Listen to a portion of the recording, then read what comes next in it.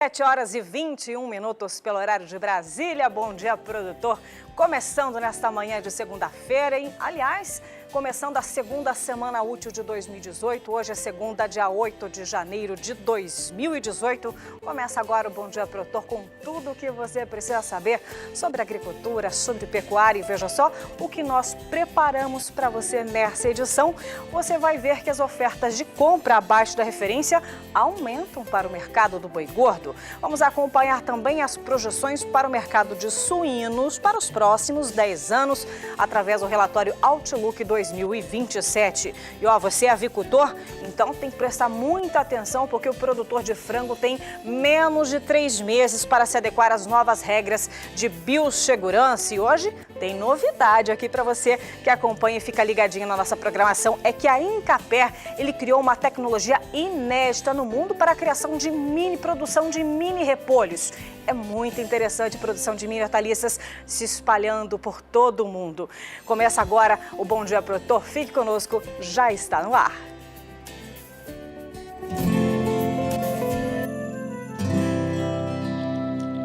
Acorda que o galo já cantou e o sol já vem fazer brotar mais um novo dia. Lenha no fogão, café pra esquentar e a bicharada no quintal. Horta pra molhar, tira leite no curral, arreia o cavalo, tem gado pra campear.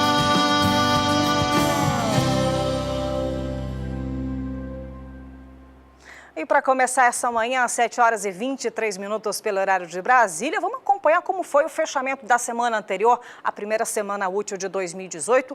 Aliás, tem novidade, viu? É que na sexta-feira o mercado do boi gordo voltou a se movimentar. É que os frigoríficos voltaram às compras e pressionaram também com um número maior de testes de preços abaixo de referência. É o que você acompanha, a análise completa com a Scott Consultoria.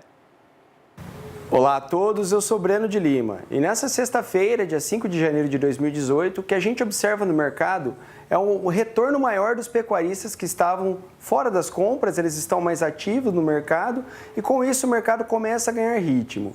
É fato que a oferta ainda ela está limitada, o volume de ofertas é baixo, mas a demanda, que também está muito baixa, faz com que as indústrias fiquem mais confortáveis para originarem matéria-prima.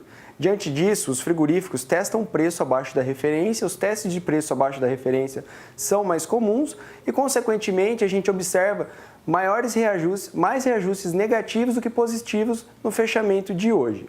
O mercado atacadista de carne bovina com osso também sentiu o baque dessa queda de consumo aí sazonal no começo de ano e teve nova queda. A carcaça de animais castrados está cotada em R$ 9,74 o quilo, uma queda de 2,4% desde o início da semana. Bom, pessoal, eu sou Breno de Lima, zootecnista e consultor de mercados da Scott Consultoria. Um grande abraço a todos e até a próxima. Olha, para confirmar toda essa movimentação averiguada pela Scott Consultoria, com o fechamento de sexta-feira, vamos dar um giro então pelas regiões, acompanhar a cotação da arroba do boi gordo, preço à vista, também atualizado pela Scott Consultoria, de quinta para sexta-feira. Vamos ver como é que fechou a semana? Começando aqui pela região sudeste, gira um mapa brasileiro e vamos para o boi gordo à vista. Aqui temos algumas movimentações. Temos aqui para Barretos e Araçatuba, o valor batendo R$ 146 o preço da arroba do boi gordo. Belo Horizonte e Minas Gerais, R$ 142,50. Já o estado de Minas Gerais, temos aqui R$ 141,00. A parte sul, R$ 139,50. A parte norte mineira, R$ 140,50. Enquanto que o Rio de Janeiro, R$ 141,50. E a parte ali do Espírito Santo, R$ 138,50. Dessa vez, agora vamos para a região sul do país acompanhar também como vem sendo essa movimentação. E lembrando aqui para a região sul, teve alta de R$1 no noroeste do Paraná e queda de 5 centavos no quilo pago em Pelotas e oeste do Rio Grande do Sul. Lembrando que nessas duas, lá no estado gaúcho, ao invés de arroba, por lá é o quilo vivo. Nordeste do Paraná, R$ 141,50. Oeste catarinense, R$ 138,50. Enquanto que oeste e Pelotas também, ambos no estado do Rio Grande do Sul. Alô, Rio Grande do Sul, sintonizado aqui na nossa programação, o valor encontra-se na mesma média, em R$ 4,80, mesmo com essa modificação, também com essa queda de 5 centavos no quilo pago em Pelotas e também em oeste do Rio Grande do Sul. Vamos para a região centro-oeste, vamos para o coração do Brasil acompanhar também o fechamento da última semana, na variação de quinta para sexta-feira. Enquanto a produção já se posiciona, eu vou dizendo para você o que teve de modificação na região centro-oeste. Teve queda de R$1 no norte do estado do Mato Grosso. Se a gente não conseguir, não tem problema, a gente volta para cá e vê se tem cotação de mercado para depois a gente passar para você de todo o Brasil. Agora sim, vamos dar uma olhadinha na região centro-oeste já na tela do seu televisor e temos aqui, como eu disse, a variação de queda de R$ 1,50 em Goiânia e de R$1 no sul de Goiás. Com isso, os valores são esse. Goiânia, R$ 138,50. A parte sul de Goiás, R$ 139,50. Aqui, Campo Grande, R$ 133, o mesmo valor de Dourados. Em Três Lagoas, o menos, R$ 130 é a média da cotação da arroba do boi gordo à vista. Vamos agora para outra parte também daqui da região centro-oeste, agora com destaque para o estado do Mato Grosso. Alô, Mato Grosso, um abraço carinhoso a todos os mato-grossenses que estão sintonizados bem cedinho aqui para poder começar a semana. Cuiabá, R$ 133, a parte norte de Mato Grosso, R$ 127, parte sudeste, R$ 131,50, enquanto que a parte sul do oeste, R$ 130. E da região centro-oeste, lembrando, teve queda de R$1 no norte do Mato Grosso, na parte nordeste, alta de R$1 no oeste e de R$1 no sul da Bahia. Se a gente já conseguir, a gente já vira essa tela para que o pessoal de casa possa ver a região nordeste. Com esses valores, Alagoas ainda continua batendo o patamar de R$ 153, a parte oeste da Bahia, R$ 152. Veja que a parte sul da Bahia está R$ 139,50, enquanto que o oeste do Maranhão, o preço da cotação do boi gordo à vista é de R$ 138,50. E para finalizar, vamos para a região norte. Região norte em destaque na tela do seu televisor, Acre 119, Redenção do Pará R$ 129,50, Marabá lá no Pará R$ 130, Paragominas, alô Paragominas R$ 136, a parte sudeste R$ 130,50, enquanto que parte sul de Tocantins R$ 137. E também, para finalizar, a parte norte de Tocantins encontra-se a R$ 133,50. Essas, portanto, as cotações de encerramento da primeira semana útil de 2018, os valores averiguados pela Scott Consultoria, tomando com base quinta para sexta-feira. E tem mais valores, viu? Vamos ver a cotação dessa vez para o boi magro.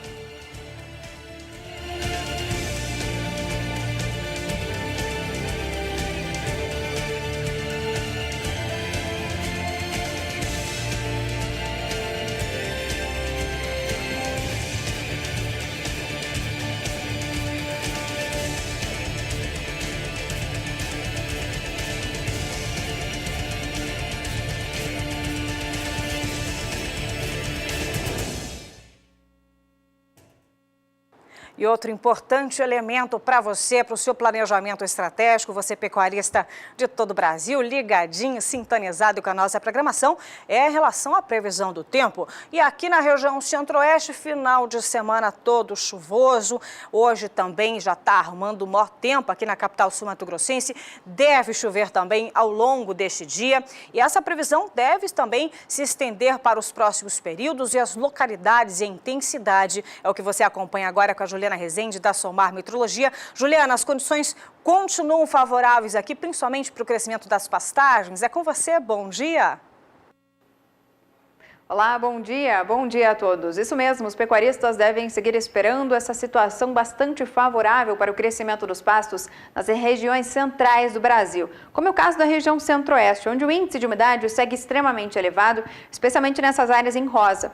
Agora, durante os próximos 5 dias, ao longo desta semana, tem previsão de chuva ainda na região centro-oeste, de maneira bastante abrangente. O volume de água é um pouco mais elevado no norte do Mato Grosso, onde alcança 50 milímetros em 5 dias. Já durante a segunda semana, as instabilidades seguem abrangentes, só que dessa vez volta a chover mais forte no sul do estado de Goiás, por conta de instabilidades lá no alto da atmosfera. Então, ao longo das próximas semanas, os pastos conseguem manter ainda bom ritmo de crescimento e bom potencial produtivo, porque as chuvas não cessam e o solo deve persistir bastante úmido. Daqui a pouco eu volto com mais previsão do tempo.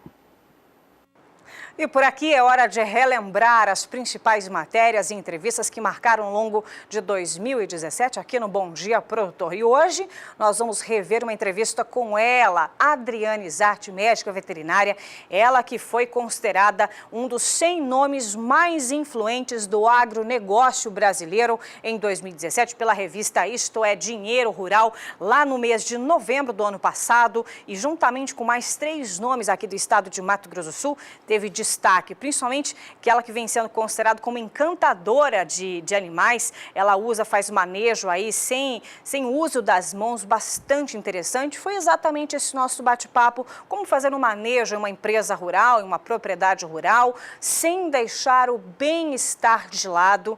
É muito interessante, dá uma olhadinha. Agora eu tenho uma informação muito importante para você, pecuarista de todo o Brasil, que faz inseminação artificial em tempo fixo e IATF. Pois nós estamos em plena estação de monta, mas alguns detalhes fazem toda a diferença. Você tem observado, tem feito bem o manejo aí da sua empresa rural? Pois esse é o tema do Bom Dia Entrevista.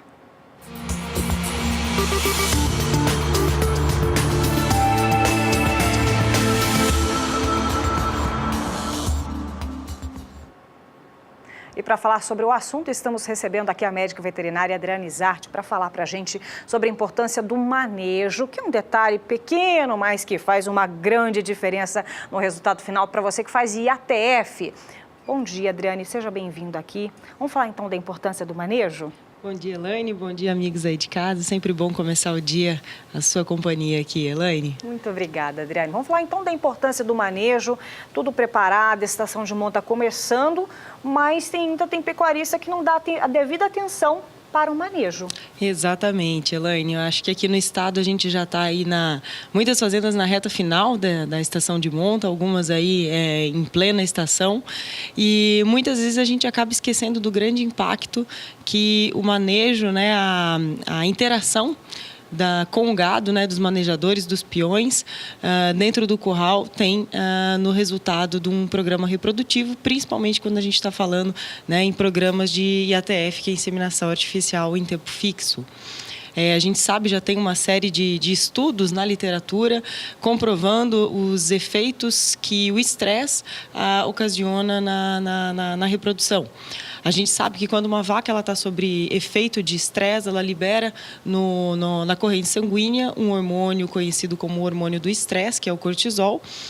E ele que impacta todo o resultado. Exatamente, Elaine. O cortisol alto, ele influencia na liberação de um hormônio muito importante para a reprodução, que é o GNRH, porque o GNRH ele vai regular as secreções de estradiol, FSH, LH, que são hormônios reprodutivos, que no momento que a gente está fazendo um protocolo de IATF, a gente está injetando nos animais, né, pedindo para que o organismo deles produzam esses hormônios, para que a gente tenha todas as vacas entrando em cio no mesmo dia, ali no mesmo horário. Mas se esse animal estiver estressado, a gente não vai ter uma correta ação desses fármacos. Toda essa tecnologia empregada. Exatamente. Inclusive, a gente trouxe aí 2 gráficos, vou pedir para o pessoal aí da produção colocar o primeiro gráfico, exatamente esse é de vacas multíparas. Esse é um trabalho feito por uma empresa parceira nossa, Cria Fértil, lá do Goiás, onde eles fizeram um comparativo da taxa de prenhez de acordo com a velocidade com que os animais saíam de dentro do tronco. Então, no dia da inseminação, eles anotavam se cada vaca saía andando, marchando ou correndo de dentro do tronco de contenção após a inseminação. E aí, depois, eles compararam o índice bem alto, de prenhez. Né? Mais de 50%. Exatamente, 47% de diferença de prenhez entre as vacas que saíam andando de dentro do brete para aquelas que saíam correndo. Tem um outro gráfico que é esse mesmo comparativo em primíparas, esse aí. A gente sabe que a primípara ela teve bem menos manejos, né, durante a vida dela, então são animais mais sensíveis ao manejo, e essa diferença subiu para 107%. A gente sabe que a primípara é a categoria muitas vezes mais difícil de emprenhar na fazenda, porque ela está amamentando, ela está em fase de crescimento, mas nessa fazenda a gente pode ver aí, eram mais de 400 primíparas nesse estudo, e as primíparas que saíram andando emprenharam aí 61%.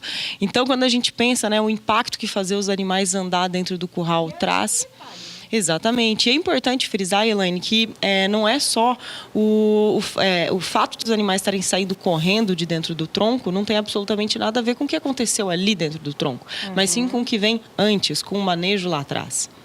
Entendi. E também falando nisso, a gente tem até alguns vídeos também que dá para a gente mostrar melhor em relação ao comportamento, porque é muito comum, né, a vaca sair correndo. E como fazer? Existe, hoje em dia existem assim técnicas, né, até o manejo nada nas mãos, que faz com que elas fiquem mais calmas, mais tranquilas. E é possível, tem algum pecuarista, tenho certeza que deve ter algum pecuarista ainda um pouco reticente, que, né, tem forma mais tranquila de fazer esse animal andar mais tranquilamente? Sim, com certeza. Eu acho que você chamou a atenção para um tema muito importante, que é fazer as vacas andarem no curral. No nosso país, o gado ainda corre muito dentro do curral. Olhem só essas imagens do grupo Terra Grande, lá no Tocantins. Esse vaqueiro fazendo um excelente trabalho dentro do curral, num dia de manejo de ATF. Vacas que estavam sendo, pela primeira vez, sendo manejadas com a técnica nada nas mãos, ou seja, na vez anterior que elas tiveram no curral, que foi cerca de 20 dias antes, essas vacas foram recebidas de uma forma muito diferente, com muito mais pressão. E aí, né, o vaqueiro calmo, tranquilo, guiando os animais, mostrando para os animais aonde ele quer que elas entrem. Mostra, né? Exatamente. Ele mostra o caminho, aplica pressão no animal para que ele entre. No momento que ele responde, ele alivia essa pressão e os animais rapidamente entendem os comandos. Então, é isso que a gente busca, gado andando dentro do curral. E olha, esse cuidado com o manejo é um grande diferencial. Quando se melhora o manejo, é possível, então, sair do padrão de 50% de prenhez, atingindo acima de 60% com uma única inseminação. O manejo, então, é o diferencial. Exatamente. Eu acho que a gente já tem aí os protocolos de ATF bem definidos. Não tem muito mais o que se evoluir nessa área, mas a gente ainda está muito atrás na parte de manejo. Então, é importante que a gente se atente a cuidar melhor dos nossos animais, principalmente dentro da estação de monta, principalmente dentro de programas de ATF, que a gente vai conseguir um impacto muito grande nos resultados dos programas de ATF. Em novilho, esse cuidado deve ser ainda maior, principalmente no toque, que é uma das categorias mais difíceis de emprenhar em ATF. Exatamente, Elaine, muito bem lembrado. Eu estou mostrando aí, eu já vou falar sobre as novilhas, mas só vou comentar sobre esse vídeo que está na tela. Esse é um manejo numa fazenda onde a gente pode ver o gado correndo no curral o tempo inteiro, né? Então, primeiro você vê como as vacas estão sujas, né? Foi uma época de muitas chuvas nessa época, né, no nosso país. Então, o gado tem lama no curral, mas as vacas estão extremamente sujas porque elas estão correndo. Então, o animal, quando ele corre no curral, ele aumenta o batimento cardíaco, libera adrenalina, consequentemente libera cortisol na corrente sanguínea e a gente vai ter um animal agitado no momento da inseminação. Agora a gente tem o contrário, Isso, né? Exatamente. Agora é a mesma fazenda, o mesmo curral, as mesmas pessoas, só que sendo manejadas de uma forma mais tranquila, e você vê o impacto que isso aí tem, tanto no gado como também nas pessoas, né? As pessoas não estão mais correndo, não estão mais agitadas e, consequentemente, no final do dia você está muito melhor também. Falando de novilhas, Elaine, realmente você tocou num ponto importante, que é o manejo nas novilhas, porque normalmente essa categoria elas tiveram menos manejos, né, durante sua vida, então elas são muito mais sensíveis e acaba que o estresse acaba influenciando muito mais no resultado reprodutivo dessa categoria. A gente sabe que programas de ATF, né, em novilhas ficam aí em torno de 50%, quando a gente consegue um resultado um pouquinho melhor que isso, a gente já fica muito feliz. Né? E teoricamente não era para ser assim, porque se elas já estão, né, sexualmente maduras, elas não têm o bezerro ao pé, né, para estar amamentando. Claro. E elas tiveram muito menos contato com doenças reprodutivas do que uma vaca, se você for pensar. Então a gente espera que os resultados nessa categoria sejam muito melhores, inclusive, do que das vacas multíparas. Porém, muitas vezes isso não acontece.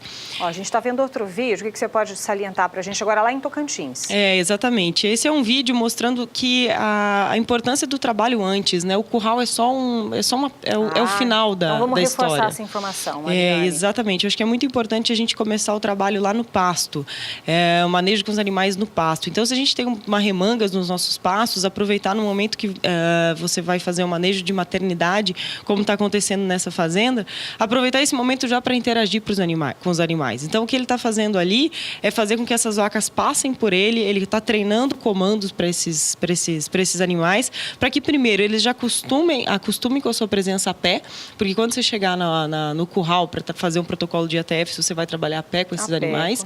Então, principalmente quando ela está com a cria, né, no momento que você vai fazer aquele aparte das vacas dos bezerros, se você faz esse trabalho antes, você consegue depois ter um trabalho muito mais seguro e eficiente dentro do curral. E além disso, ele está treinando comandos, assim como nesse outro vídeo também, mostrando a aclimatação. Esse trabalho a gente chama de aclimatação, Elaine. Aclimatação aí são primíparas que estão presas numa remanga, no pasto, e o vaqueiro está aproveitando para fazer com que esses animais acostumem com a presença a pé e também comecem a entender os comandos dele, de como que é para andar, de como que é para parar, de trabalhar com pressão e alívio. E um outro ponto importante que a gente estava conversando também é a importância de se conversar com a equipe para que todos tenham esse entendimento também antes de começar esse serviço no curral, lembrando o objetivo principal, que não é apenas inseminar. Exatamente. Eu acho que é muito importante a gente deixar muito claro com a equipe antes de começar um serviço. Pessoal, qual que é o nosso objetivo aqui hoje? Quando a gente traz as vacas no curral para começar um programa de IATF, o nosso objetivo ali é emprenhar esses animais e não simplesmente inseminar. Então, quando o nosso objetivo se torna emprenhar, é claro que a gente precisa se lembrar de uma série de detalhes que são fundamentais para conseguir atingir esse objetivo, como a qualidade do sêmen, o protocolo adequado para aquela categoria, uma correta aplicação dos hormônios um bom inseminador, excelente. Mas o manejo também impacta muito. Então, não adianta, às vezes, a gente querer fazer as coisas correndo, Elaine. Muitas vezes o que a gente vê nas fazendas, a turma deixa para a última hora. Isso, e às vezes enche demais os compartimentos ali do curral. Pega aquela a seringa, que é o que antecede ali o tronco coletivo, e coloca ali vezes 20, 30 vacas. Isso, qual que é o problema disso, né? O animal, quando ele fica apertado, o bovino, quando ele fica apertado, ele acaba produzindo mais cortisol, porque ele se sente mal, ele não sabe, não consegue, não tem espaço para ele. Exatamente, né? Não tem espaço para se mover. E também a gente tem que entender que quanto mais tempo ele ficar dentro daquele sistema seringa, tronco, brete, mais cortisol ele vai produzir. Então, o último animal que entrar ali, até ele chegar dentro do tronco, às vezes ele já ficou 30, 40 minutos ali dentro produzindo cortisol e não tem o menor sentido. É verdade. Olha, Adriane, é muito importante, estação de monta, muito pecuarista sintonizado, tem muito pecuarista fazendo IATF hoje em dia. Então, manejo e também definir o objetivo com a equipe fazem toda a diferença no resultado final? Com certeza. Além da tecnologia empregada, né? Exatamente. Eu acho que a gente tem que ter cada vez mais essa preocupação na fazenda em como são as interações entre o homem e o animal. E corrigindo isso, tendo interações positivas, um bom manejo, a gente não vai ter um impacto só na reprodução, mas em toda a saúde também do nosso rebanho. Tá certo, nós conversamos com a médica veterinária Adriane Zart, ela que está percorrendo todo o Brasil e também já até países vizinhos, com essa técnica nada nas mãos, um manejo mais tranquilo, o bem-estar do animal e traz ótimos resultados, né, Adriane? Muito obrigada pelas suas informações. Obrigada a você, Elaine. Até o nosso próximo encontro, viu? Até o nosso próximo encontro. Essa foi a retrospectiva 2017. Muito interessante essas observações, esse estudo que a médica veterinária Adriane Zart vem fazendo, realizando palestras em todo o Brasil. E não é à toa que é considerada um dos 100 nomes mais influentes do agronegócio jovem, trazendo essa novidade, essa força e trazendo também essa interação ao agronegócio brasileiro, realmente uma grande contribuição, inclusive também trabalho feito pelas mulheres. Hora de intervalo comercial, mas é bem rapidinho. Na volta, vamos acompanhar a projeção para o mercado de suínos para os próximos 10 anos. É o relatório Outlook 2027. Eu volto já já. 7h48 pelo horário de Brasília. Para você, uma excelente manhã de segunda-feira. Que a sua semana seja bastante produtiva. Você que estava descansando e já deve começar a pegar na lida, que seja bastante produtivo e muito sucesso neste ano de 2018. Por aqui, hora de acompanhar a projeção para os próximos 10 anos das principais commodities agrícolas e também falar sobre pecuária. E hoje o destaque é a suinocultura. como será desenhado o cenário para os próximos 10 anos é o que você vai acompanhar no relatório Outlook 2027 no Bom Dia Entrevista.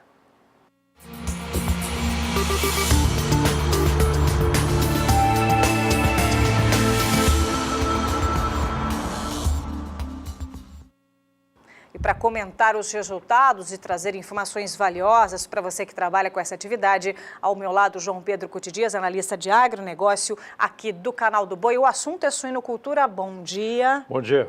Realmente... O que a gente pode destacar, então, do ano de 2017 para o produtor que trabalha com suínos? A carne de suíno é a carne mais consumida no mundo inteiro.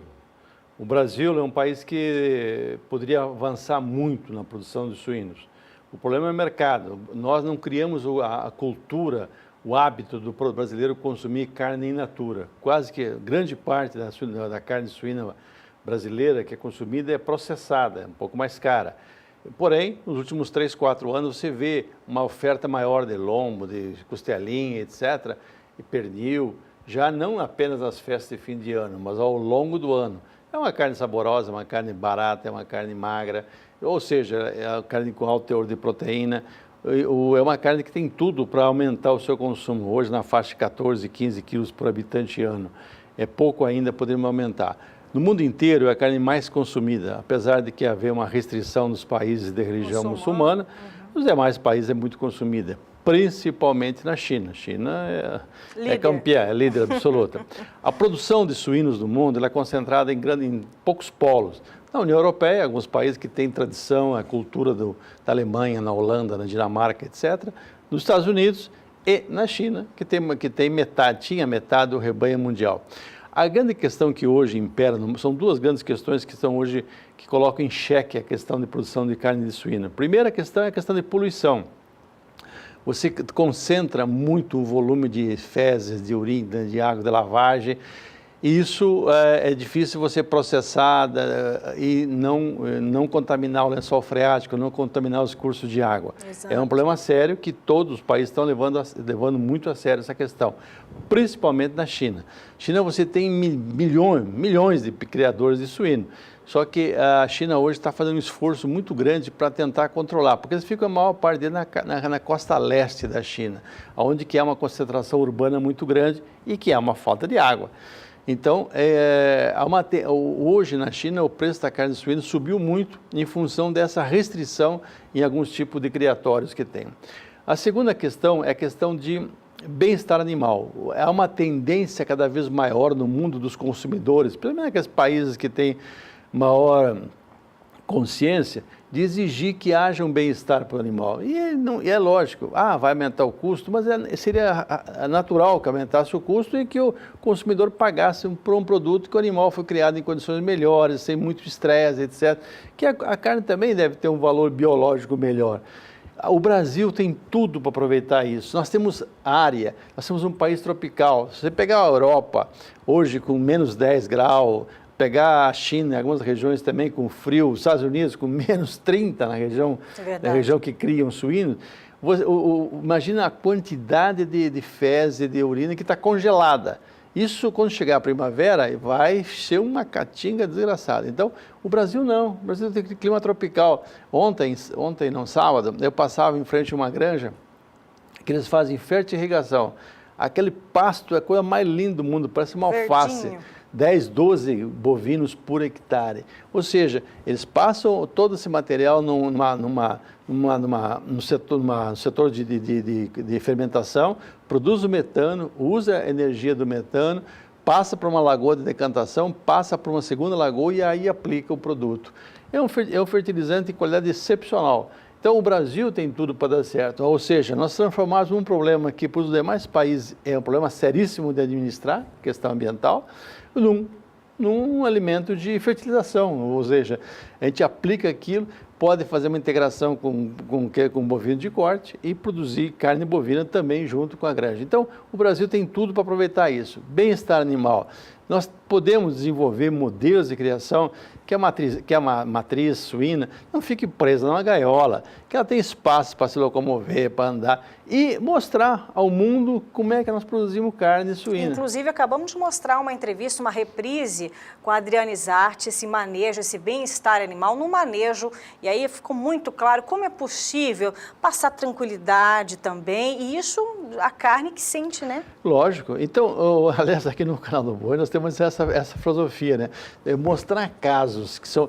Porque às vezes o produtor fala, mas isso é complicado, mas dá trabalho. Não é. Muitas vezes é uma questão de manejo, uma questão de você entender o processo, desde a amansar animal, cavalo, burro, etc., como passar por gado bovino, boia, gado de corte, como também a suinocultura. Então, e a pesquisa no Brasil teria que desenvolver esses modelos de você fazer uma criação mais natural possível, porque você atenderia um público muito grande de pequenos criadores que poderiam fazer isso com baixo investimento, com o uso da mão de obra familiar e reputar um preço melhor. Por que não? Porque é um animal criado em condições melhores, sem estresse, etc. Bom, vamos começar com a projeção. Vamos destacar a primeira tela. Temos 4 telas, ver se a gente consegue falar em todas. A primeira é a produção. Vamos ver agora o que o Outlook até 2027 ele reserva para a produção, aumento de 27%. É possível. A grande questão da produção de suíno, depende de 2 produtos básicos, que é soja, farelo de soja e milho. E milho. Ou seja, isso aí representa 70% do custo de produção. O Brasil está muito bem, obrigado. Mas muito bem, obrigado. E em momentos, e aí é um detalhe importante, o senhor e a senhora que trabalham com isso, em momentos que o preço da carne suína remunera bem e que o preço do milho está barato, nós fizemos uma entrevista com um criador aqui da região. E ele falou o negócio seguinte, quando o preço da suína está bom, o que eu faço? Eu armazeno milho, eu estoco milho, eu faço uma reserva estratégica de milho, uma poupança em milho. Porque o milho é quase 50% do custo de produção. Então, isso, a produção, e outra coisa, as crises na suinocultura, infelizmente, elas vão e voltam. Se você tem uma reserva para 6, 8 meses de milho, você tem quase um ano garantido. É um planejamento já garantido. E não tem investimento melhor que esse, quem cria suíno. Então, essa é uma alternativa. É possível crescer, o consumo interno brasileiro vai crescer, nós vamos ter um aumento Vamos ver o consumo também? Tem essa tela de consumo e exportação, para que o senhor possa comentar conosco também. Dá uma olhadinha, então, nesse próximo fundamento. Vamos destacar agora o consumo e também a exportação. Nós podemos passar tranquilamente para 16, 17 quilos. E a exportação, qual é o fator que limitava as exportações de suinocultura brasileira? É que muitos países, grandes consumidores e grandes importadores, criavam barreira em função de existência da ferroaftosa no país, ou mesmo sem a fitose, porém com vacinação. Desculpa. A tal da ractopamina?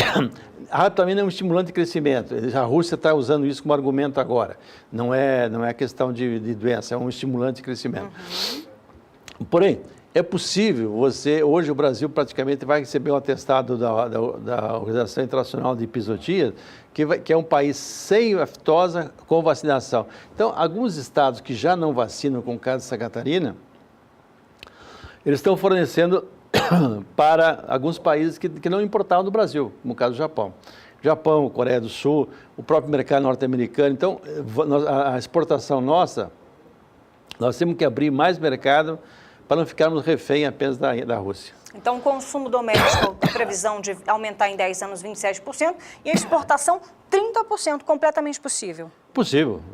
Eu acho que até a exportação é até um pouco modesta esse crescimento. Poderia ser um pouquinho mais. Se nós habilitarmos mais frigoríficos para a China, com certeza pode aumentar.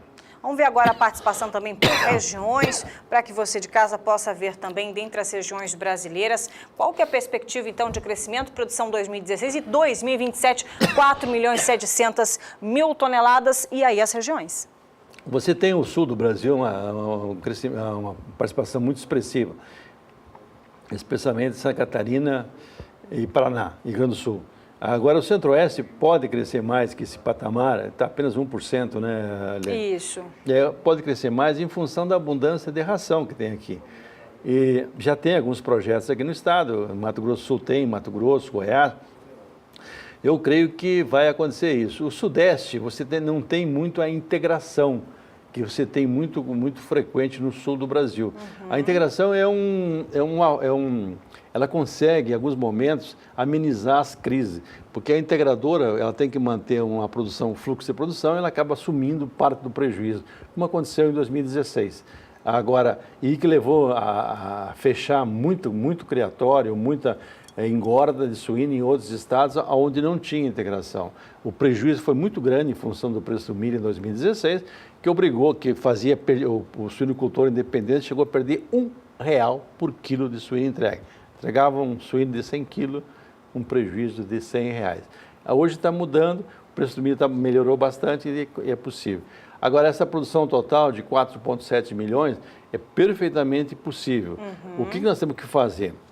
1 milhão a mais em 10 anos. O mercado interno, ele naturalmente, com a melhoria da economia, com a melhoria do crescimento econômico, o PIB nosso, saindo daquela recessão desgraçada do lulapetismo e passando para uma economia em crescimento, você tem chance de crescer 2,7%, 2,8%. Isso representa uns 5% a 6% a mais de consumo de carnes. Vai ser uma disputa entre a carne bovina, frango, suíno e peixe. Porém, o suíno tem condições, sim, de ocupar um espaço maior. Exportação, abrir mercado mais. Abrir mercado no Japão, Coreia do Sul, Tailândia, alguns países da Ásia que são consumidores de carne suína. A gente tem um outro, vamos dar uma olhadinha, produção, é o último, que faz um resumo de tudo isso que a gente acabou de abordar. Vamos dar uma olhada, tem só o que a gente acrescenta aí, é o consumo per capita, que é exatamente o que o João Pedro está dizendo para a gente, que pode aumentar de 3,8 para 16,3 em 2027. E consumir carne in natura, né? Porque eu acho que tem que ter mais oferta de carne in natura no Brasil inteiro. Hoje, nos grandes centros, você encontra, não tem problema nenhum, mas em centros menores não é tão comum a carne in natura. A exportação de quase 1 milhão de toneladas não é improvável, é provável, basta que a gente trabalhe esse mercado e especialmente a China. A China é uma incógnita, porque hoje, com o aumento do preço da carne para o consumidor chinês, o governo vai tomar algumas medidas e uma delas seria liberar um pouco mais as importações de carne suína.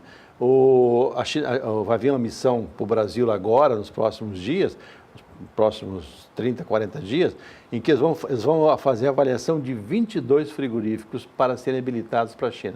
Se fizer isso, tem chance não só suíno como bovinos de aumentar significativamente as exportações para o mercado chinês. Tá certo, João Pedro, olha, grata pelas considerações, é importante, nós passeamos então pela avicultura, bovinocultura, já falamos de milho também, e hoje a suinocultura, é importante acompanhar o que já se projeta para os próximos 10 anos. Não é só questão de oferta de alimento bom para a sua população, mas também do ponto de vista socioeconômico. Você criou uma classe média rural, especialmente no sul do Brasil, graças à suinocultura. Merece uma atenção especial e é uma grande consumidora de milho de todo o Brasil. O Centro-Oeste manda muito milho hoje para o sul do Brasil para atender as criações de suíno. Tá certo, nós conversamos com João Pedro Cutidias, analista de agronegócio aqui do Canal do Boi. Vamos trocar de assunto? Você tem dúvidas em relação à gestão da sua propriedade rural? E essa vai para você, produtor rural, que está com dívida. Você está com dívida rural? Você sabe o que fazer? Pois temos uma orientação importante do GER, que faz aqui participação, fez ao longo de 2017. E a partir de segunda-feira já começamos com mais informações para o seu planejamento estratégico. Dá uma olhadinha nesse recadinho.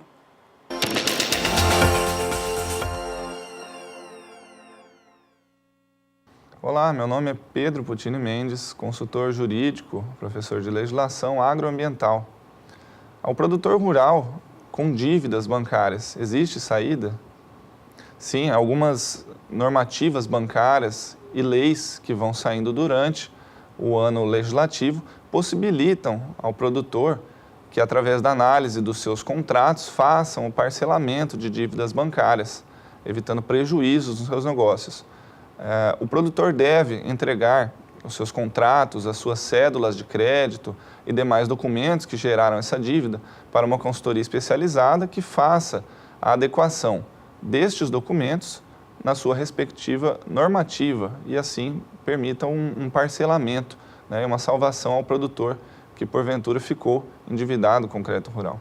Ficou com dúvidas? Entre em contato através do e-mail contato@geconsultoria.com e também acompanhando ao quadro O Gestor e Você, que fica também disponível nas redes sociais.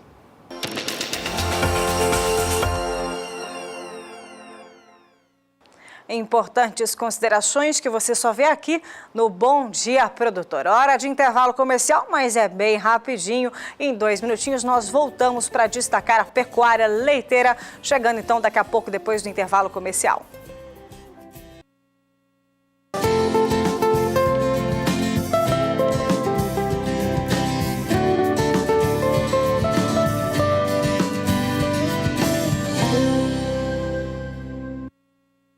Oito horas e 5 minutos pelo horário de Brasília. Bom dia, produtor, de volta na sua manhã de segunda-feira, começando a segunda semana útil de 2018. Já está na lida, já está trabalhando, que seja realmente com muito sucesso esse ano de 2018, viu? Para você e para toda a sua família. Vamos falar agora sobre leite. Eu vou trazer o preço do leite pago ao produtor durante o último mês de dezembro, que de acordo com o CPEA foi de estabilidade em grande parte das praças produtoras. E esse giro que nós vamos dar agora para que você possa ver como ficou o último mês de 2017 na análise do CPEA.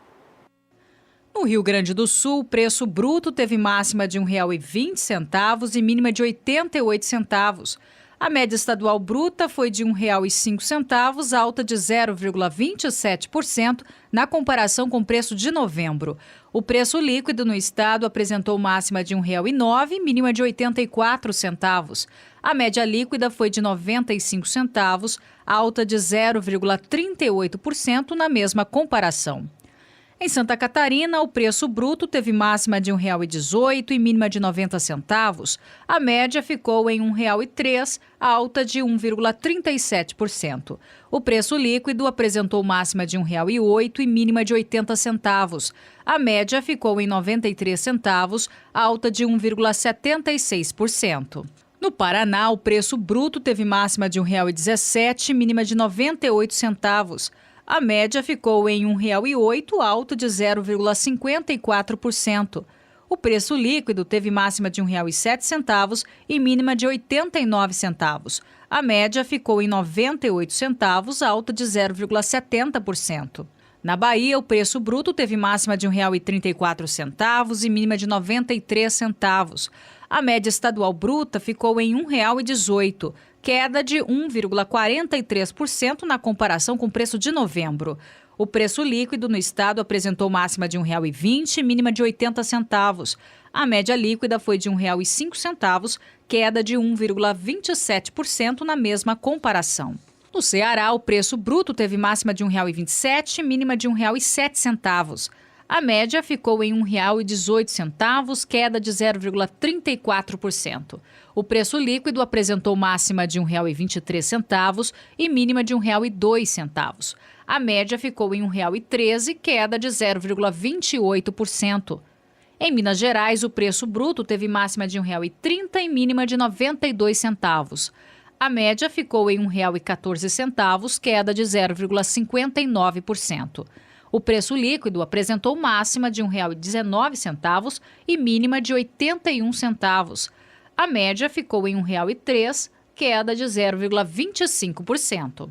Em São Paulo, o preço bruto teve máxima de R$ 1,27 e mínima de 99 centavos. A média estadual bruta ficou em R$ 1,18, queda de 1,12% na comparação com o preço de novembro. O preço líquido no estado apresentou máxima de R$ 1,19 e mínima de 91 centavos. A média líquida ficou em R$ 1,09, queda de 1,86% na mesma comparação. No Rio de Janeiro, o preço bruto teve máxima de R$ 1,19 e mínima de 98 centavos. A média ficou em R$ 1,08, teve queda de 1,89%. O preço líquido apresentou máxima de R$ 1,12 e a mínima de 89 centavos. A média fechou em 98 centavos, com queda de 1,91%. Em Goiás, o preço bruto teve máxima de R$ 1,21 e a mínima de 88 centavos. A média fechou em R$ 1,04, alta de 0,16%. O preço líquido apresentou máxima de R$ 1,10 e mínima de 77 centavos. A média fechou em 93 centavos, com alta de 0,20%. No Mato Grosso do Sul, o preço bruto teve máxima de R$ 1,13 e mínima de 85 centavos. A média estadual bruta ficou em R$ 1,00, queda de 1,15% na comparação com o preço de novembro. O preço líquido no estado apresentou máxima de 98 centavos e mínima de 69 centavos. A média líquida foi de 85 centavos, com queda de 0,49% na mesma comparação.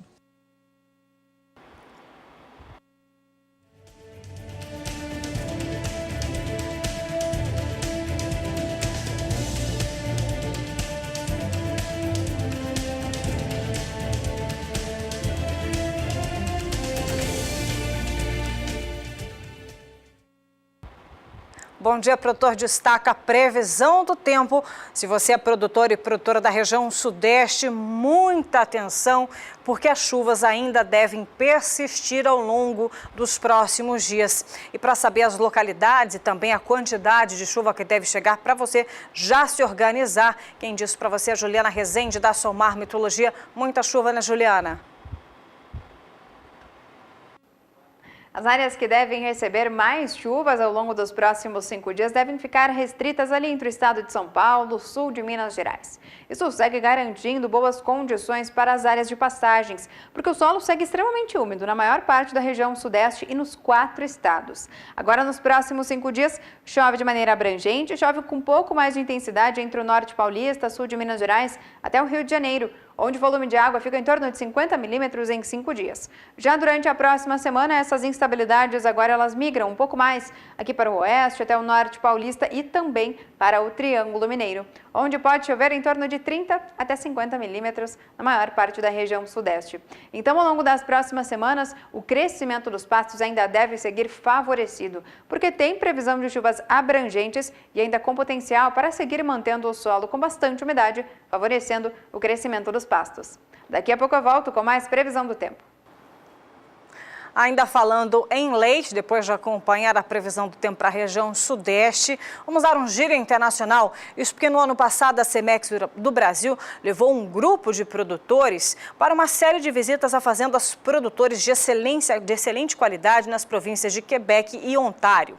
E o jornalista Jorge Zaidan fez parte desse tour canadense e vamos junto com ele até o Canadá ver todas essas maravilhas que a tecnologia são disponibilizadas através da Cemex do Brasil. Dá uma olhadinha. A qualidade de vida dos irmãos Sebastian e Olivier Corriveau deu um pequeno salto depois da instalação na Fazenda Canco de 2 sistemas de ordenha feita por robôs. A atividade leiteira, tocada de domingo a domingo, ganhou mais dinamismo.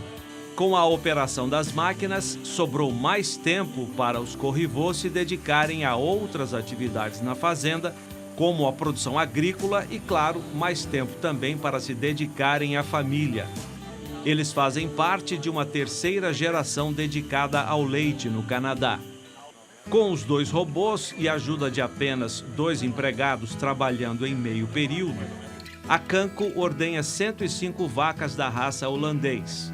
Cada uma produz média diária de 37 litros. É uma fazenda de instalações pequenas, mas muito bem manejada, tudo muito organizado, cada coisa em seu devido lugar, o que chamou a atenção dos brasileiros do Tour Cemex no Canadá. A Canco adotou o manejo no sistema de freestyle com liberdade para as vacas que descansam no conforto sobre camas de areia. O uso desse piso é questionado nos sistemas de produção robotizada. A alegação é a de que os grãos de areia danificam os equipamentos. Mesmo assim, os irmãos Corriveau não mudam de ideia, porque o foco, segundo eles, é priorizar o bem-estar dos animais mais do que preservar as unidades de ordenha. Além do ganho de tempo, o robô dá à fazenda mais conhecimento sobre a produção, como revela Sebastian. Passamos a ter mais flexibilidade e mais informações sobre o manejo com as vacas e novilhas. Temos tudo em mãos. Tudo o que acontece com a produção das vacas fica registrado no computador. the computer. No sistema de ordenhas realizadas por robôs, os animais são identificados por chips ou marcadores. As vacas espontaneamente se dirigem ao local da ordenha. Após verificar se o úbere está cheio e fazer a higienização, o robô acopla as teteiras para a retirada do leite.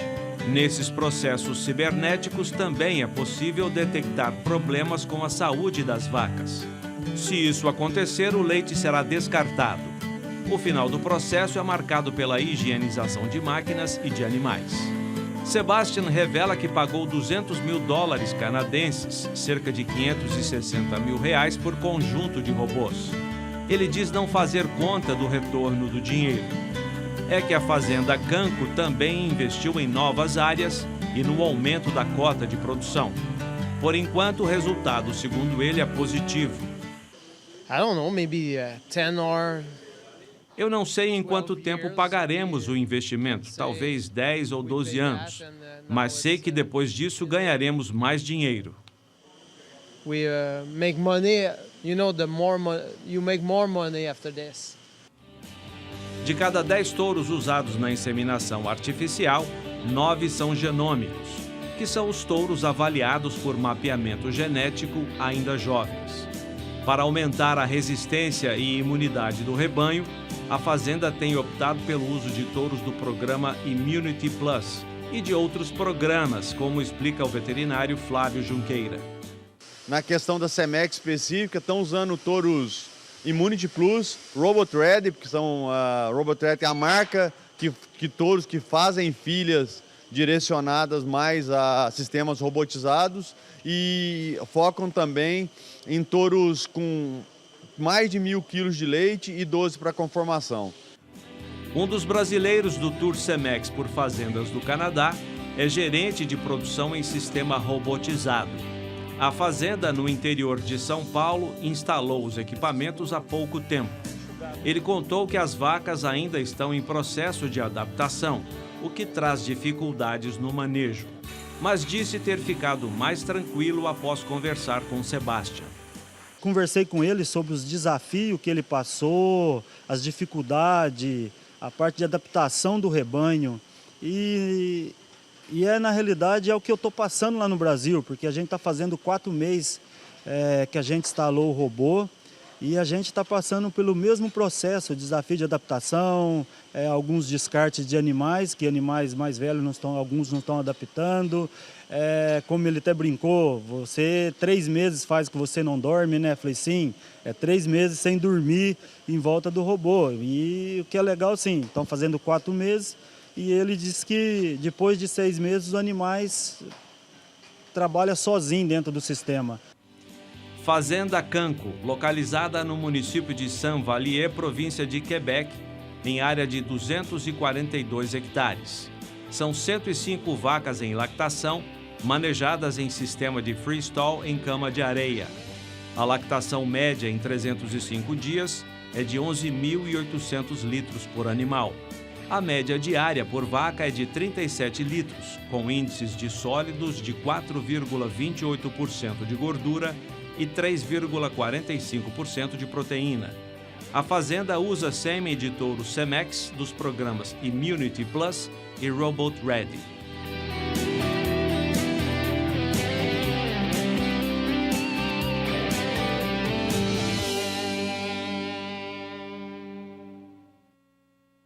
Tá certo, é sempre importante ficar de olho que os outros países estão fazendo com bastante sucesso e a tecnologia utilizada lá fora também é utilizada aqui pela Cemex do Brasil. E falando em tecnologia, inovação, informação importante, está chovendo bastante em grande parte do país. E você está cuidando direitinho da sua pastagem? Dá tempo ainda de reformar, viu? E para quem vai começar 2018 aqui com o pé direito conosco nesta semana, começando a segunda-feira, ele, o engenheiro agrônomo Guilherme Bereto, da Germipasto, que vai dizer para a gente, está em tempo ainda de pensar em reforma ou ampliação de pastagem? Bom dia, seja bem-vindo. Olá, Elaine, bom dia a você, feliz 2018, feliz 2018 a quem nos assiste também. Olha, Elaine, ainda dá tempo, sem dúvida nenhuma, do produtor que ainda não fez o preparo do solo. Eu dizia aqui para você nos bastidores que até o dia 15 de fevereiro, pelo menos no centro-sul do país, ainda dá tempo de você fazer a sua formação, a sua reforma da pastagem. E como sempre, você pode contar com uma grande aliada ao seu lado, que é a Germipasto. Hoje nós vamos falar sobre a máquina, né, o maquinário que a Germipasto lançou desde 2012, né, com o primeiro modelo, a VDTEC 190. E hoje nós vamos falar sobre a VDTEC Plus, né, uma máquina que traz toda a qualidade de distribuição de semente de pastagem. Olha, Elaine, quando nós lançamos o primeiro modelo, uma das características dessa máquina foi justamente ter precisão. A gente sofria muito, o produtor se lembra de algumas situações prováveis que ele deve ter passado pela questão da regulagem, da dosagem, da calibragem dessa máquina, e provavelmente ele deve ter tido uma decepção grande, muitas vezes, onde você comprava uma quantidade de semente para cobrir uma determinada área, e lá no final do plantio o seu gerente, o seu tratorista te ligava e falava: olha, Guilherme, realmente nós não tem a quantidade de semente, eu vou precisar de mais semente para poder finalizar a área. E isso deve-se exatamente à imprecisão dos maquinários que tinham anteriormente, que não eram tão precisos. Hoje nós temos aí as VDTECs, tanto a VDTEC Plus como também a VDTEC Multi, e como eu dizia, uma das grandes características dessas máquinas é justamente a precisão na distribuição de semente de pastagem. Outra alternativa que nós também fizemos questão que essas máquinas pudessem ter é justamente a economia. Por que economia? Bom, por ser máquinas elétricas, e aí eu chamo a sua atenção, são as únicas máquinas elétricas destinadas à distribuição de semente de pastagem no mercado, e aí você tem a possibilidade de colocá-las tanto na dianteira como na traseira do trator. Sendo assim, nós conseguimos nesse mesmo trator, na mesma operação, colocar aí um segundo equipamento, que seria o equipamento de incorporação da semente, niterril da semente, o rolo compactador, como nós estamos vendo nessa imagem, ou também a grade niveladora. Então nós temos aí, na mesma operação, no único trator, nessa situação que nós estamos vendo aí no seu vídeo, semeadura e incorporação ao mesmo tempo, economia de pelo menos R$50 por hectare. É isso mesmo. Calibragem precisa, economia, você quer mais o que, meu amigo produtor rural? É uma máquina que vai melhorar sensivelmente o plantio aí na sua propriedade. Bom, exemplo disso é a Fazenda São Bento, uma propriedade lá no interior do Mato Grosso, né, que já adquiriu essa VDTEC Plus há algum tempo, né, fez os plantios, já fez alguns plantios com essa máquina, e a partir de agora a gente vai conferir os resultados nessa propriedade. Dá uma olhada aí.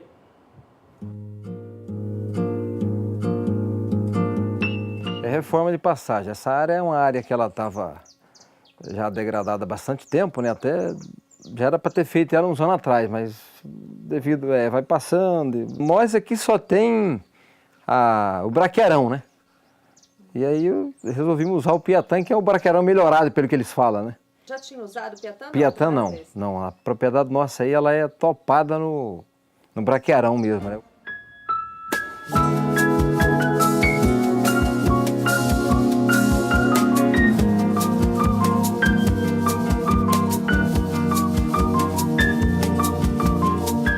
Muito boa, né? Eu já conheci ela pelo canal do Boi, né? Eu já vi propaganda. Meu pai até que ele foi o primeiro que viu. Ele falou, olha, tem uma maquininha que vai na frente do trator, né? Já faz 2 serviços em um, né? Mas muito boa. Foi através do amigo. Eu estava comprando uma semente aqui, vizinha, aqui na Jaciara, né? Aí conversando com um amigo aí, que é o Flávio, ele falou, amor, compramos da Agronidos, e ele tem uma... Ele nem sabia até que era... Eu já conhecia a máquina pela TV. Ele falou, ele tinha uma maquininha lá que põe, né?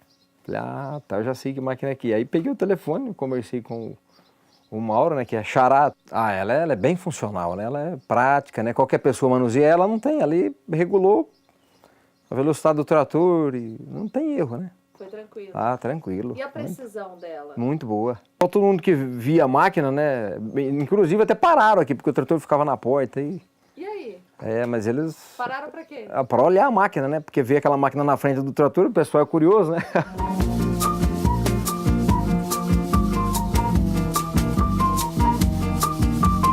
Quem comprar a semente da Germipasto aí, ou pode comprar a maquininha também, que ela é bem prática, né? Quem usar vai gostar, né? Não tem erro.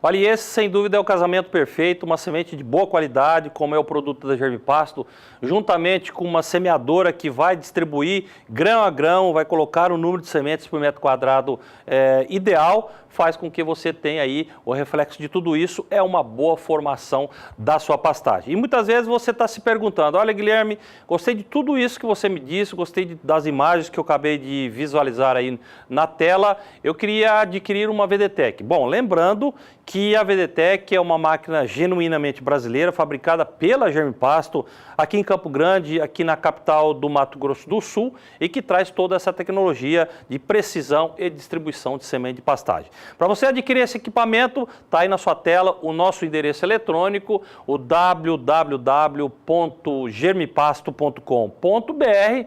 Mídias sociais, você também faz presente, né, lá tanto no Facebook como no Instagram. Os telefones anteriormente apareceu aí na sua tela, 0800 647 0050 e também aí um segundo número, esse para o Mato Grosso do Sul, operadora 67 3389 6700. Esses números vão dar aqui na Germipasto, aqui em Campo Grande, no Mato Grosso do Sul. E se você quiser também visualizar vídeos, né, de VDTech trabalhando aí pelo Brasil afora, vários produtores já bastante satisfeitos, acesse aí o YouTube, né, onde você coloca lá Germipasto ou então VDTech Plus, VDTech Multi, você vai ter acesso a todo esse material que a empresa destina a você.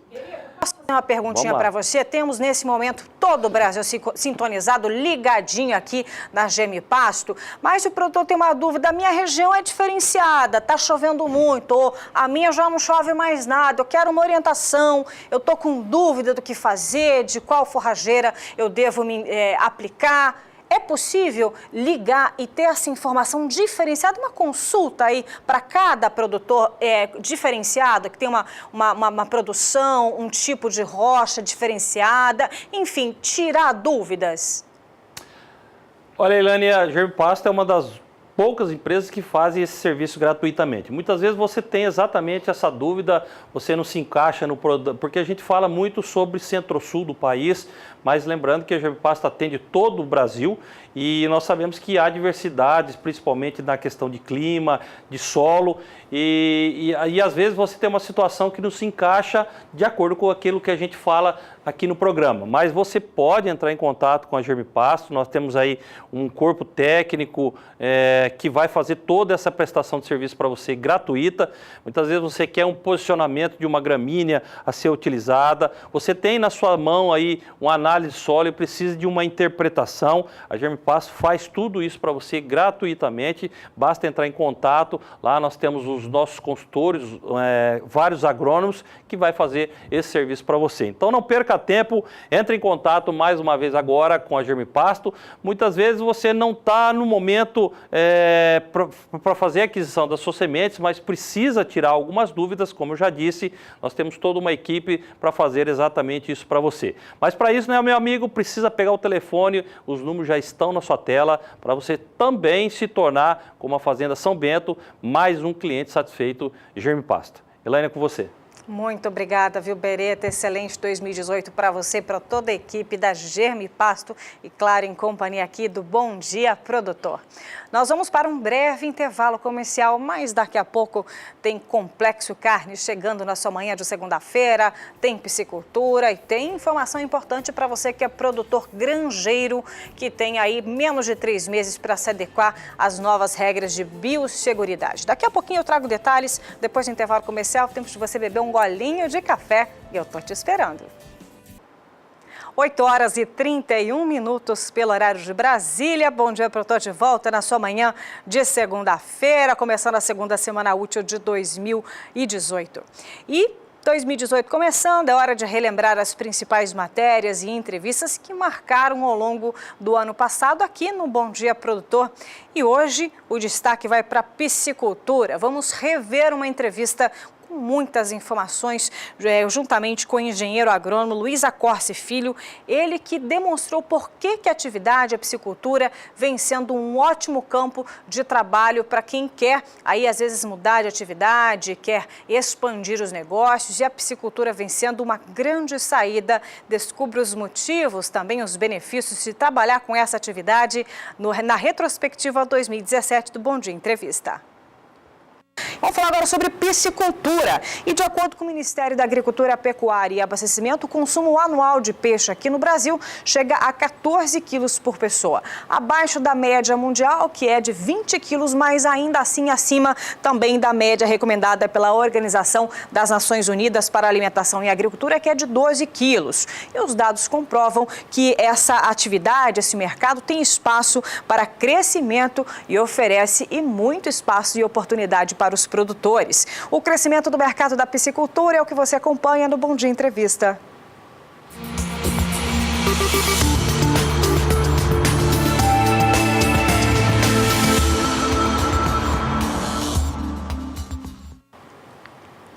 Para falar sobre o assunto, estamos recebendo aqui em nossos estúdios o engenheiro agrônomo Luiz Accorsi Filho, ele que realiza amanhã, sexta-feira, às 10h30 da manhã, a palestra Noções Básicas de Piscicultura no Simpósio de Atualizações Veterinárias da Uniderp Agrária, aqui em Campo Grande, onde fica a sede da rede SBA. Bom dia, Luiz. Muito bem-vindo aqui ao nosso programa. Bom dia. Obrigado pela oportunidade de falar de peixe. Verdade, é importante até a gente orientar, a gente está sintonizado no Brasil inteiro, mas aqui em Mato Grosso do Sul, como você vê o mercado, esse crescimento, realmente ele está em ascensão no estado sul-mato-grossense? Sim, tanto no cenário do Brasil como do Mato Grosso do Sul, a piscicultura vem crescendo muito a mais do que as outras culturas a cada ano, né? Por quê? Como ainda é muito pouca a produção, qualquer crescimento significa um percentual muito grande. A gente falando aqui para o nosso estado, eu gosto de separar essa pergunta em 3 pontos. Vamos lá. Se a gente analisar o número frio, o Mato Grosso do Sul vai se tornar um dos principais produtores de peixe. Por quê? Porque ali na região de Aparecida do Taboado tem um polo aquícola de produção de tilápia em tanque-rede. Que legal. Mas isso aí não significa o resto do estado. Né? O que se transmite tirando essa parte, o que se transmite para o estado, dos últimos dados que eu pesquisei, são de 800 piscicultores apenas. 800? Então, tem muito para se crescer. E a outra parte é que, quando a gente compara os nossos vizinhos, entre os 5 estados mais produtores de peixe, a gente pega Mato Grosso, Paraná e São Paulo, eles estão entre os 5. E nós nem aparecemos nesse cenário ainda. Nem figuramos. Então, eu vejo que, comparando com os outros, a gente tem um potencial muito grande para crescer ainda. Né? Pega o que a gente tem de tão diferente em qualidade de água, em quantidade de água do que o Mato Grosso. Do que o São Paulo, nós temos muito mais ainda. Verdade. Então, a gente tem muito para se crescer. Geograficamente, estamos muito bem servidos. Muito bem servidos. Né? Temos a maior planície alagada do mundo. Né? Verdade. Então, temos muito para crescer, isso é muito bom. Mas estamos muito tímidos ainda. Estamos muito tímido, né? Então, você acredita que existe um grande potencial de crescimento? Com certeza, com certeza. A piscicultura ainda aqui ela é um pouco amadora, né? O piscicultor, é difícil ter piscicultores, tem produtores rurais que tem um lago e quer levar um neto para ir pescar. A gente tem que sair um pouco disso e profissionalizar a piscicultura. Profissionalização é a palavra que precisa ser implementada de agora em diante. Com certeza. E olha, quais são os principais desafios do setor, Luiz? A gente passa por vários desafios, né? É muito fácil a gente jogar a culpa nos outros, Exato. Né? Mas sim, o Estado tem uma contribuição, mas não só isso. Né? Tem coisas que dependem do produtor. Ele tem que dar o primeiro passo. Tem que dar o primeiro passo, tem que ser arrojado igual foi há 20 anos atrás com a pecuária, com a bovinocultura, com a soja. Agora está a hora da piscicultura. Nós não temos uma cadeia estruturada. Tirando as tilápias que eu comentei no começo, de peixes nativos, frigorífico de peixes nativos, que é pacu, pintado, esses outros só tem um no estado. a gente pega no Mato Grosso, são dezenas. Dezenas, Então, estruturar a cadeia. Quando chega um produtor para mim e fala, Luiz, para quem que eu vou vender? Isso é um desafio, né? Tem que partir para a informalidade. Mas o mercado é tão bom que a informalidade absorve todos esses produtores organizados, absorve e falta peixe. Todo ano falta peixe. É verdade. Para você ter uma ideia, de 2015 para 2016, o faturamento bruto de alevino da minha empresa dobrou. Dobrou? Então, o mercado está crescendo muito a cada ano. Isso é verdade. Mas temos que organizar. Eu lembro que na Semana Santa eu fui para Dourados, a gente tentou comprar peixe, a gente não achou, viu? A gente tentou procurar em supermercados que já tinha acabado na quinta-feira, a gente vai procurar no sábado. Então, realmente, eu vejo que é um mercado... Mas as pessoas ainda consideram que o preço é um pouco salgado. Isso. Essa é uma verdade entre aspas. Entre aspas. Quando a gente compara filé com filé, a gente não vê essa diferença. O problema é que a gente quer comparar uma coxa de frango com filé de pintado. Não, vamos pegar o preço de um filé mignon com o preço de um filé de pintado, ou de um filé de tilápia. Aí a gente vê que não é tanto. A piscicultura, como a gente está dizendo, que ela está crescendo. A gente pega aí, há uns 10 anos atrás, o frango tinha peito e coxa ou frango inteiro. É verdade. O peixe hoje ou é filé ou é posta, ou peixe inteiro. Não tem tantos cortes, então a gente está desenvolvendo, estamos evoluindo para conseguir chegar em cortes baratos. Aparas, carne moída de peixe, costelinha. Carne moída de peixe. Tudo isso tem para a gente chegar, para a gente conseguir competir com frango, né? Agora, quando a gente pega um frango inteiro, vamos falar aí, 5, 6 reais o quilo, a gente pega um pacu inteiro, 7, 8 reais o quilo, a gente está conseguindo comparar. Não está tão diferente. E outra coisa, a gente fica pensando, é muito comum nas cidades, sushis, comida japonesa. Você acha que isso também acabou colaborando para que desse um boom na piscicultura, que as pessoas começassem a pensar nessa renda a mais? O sushi, ele vai impactar diretamente na produção de tilápia. Mas o nosso estado, a gente tem que se atentar que metade dele não se pode produzir tilápia. Então, é muito bacana os incentivos de tilápia, eu acho que tem que ser feito mesmo. Mas não podemos esquecer dos nativos. Quais são os nativos? Do pintado e do pacu, entre aspas. Pintado e pacu, que eu digo que são os cruzamentos, os melhoramentos do pintado e do pacu. Né? Porque na região ali do Pantanal não se pode produzir tilápia. Então, o sushi, você não vai comer uma costelinha de pacu no sushi. É verdade. Então, ela vai impactar sim na parte de tilápia. Nos outros ainda não. E Luiz, me diz uma coisa, tem muito produtor que às vezes está namorando a atividade, está querendo se especializar em piscicultura, o que fazer? Noções amanhã, a partir das 10h30 da manhã, na sua palestra, mas quais são, vamos elencar assim uns 2, 3 passos que você acha para começar um pontapé? Certo. Antes disso, a gente escuta falar em vários congressos. Eu estive nos Estados Unidos visitando algumas pisciculturas, participei de alguns seminários, e a palavra de ordem de gestão do agronegócio chama diversificação. Exato. Com o mesmo custo fixo, com a mesma estrutura, eu tenho que produzir mais coisa. E o produtor hoje não pode mais pagar para ele aprender. Então, esses eventos de capacitar, de ensinar, isso é muito, muito importante.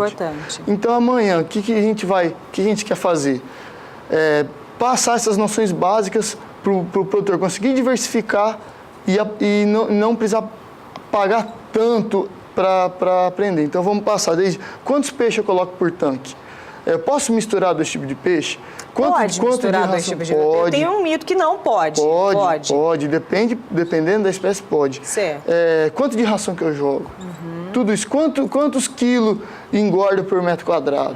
Tudo isso a gente vai passar amanhã. Tudo isso, né? E me diz uma coisa, qual que é um dos erros mais comuns que você verifica em quem está começando essa atividade, que às vezes começa, sente o mercado e já sai? Às vezes o produtor é um pouco ansioso, vai fazendo um pouco do jeito da cabeça dele, e como é uma atividade nova, ele escuta o vizinho que também não sabe e acaba cometendo erros. Às vezes, pela ansiedade, joga muito peixe num tanque.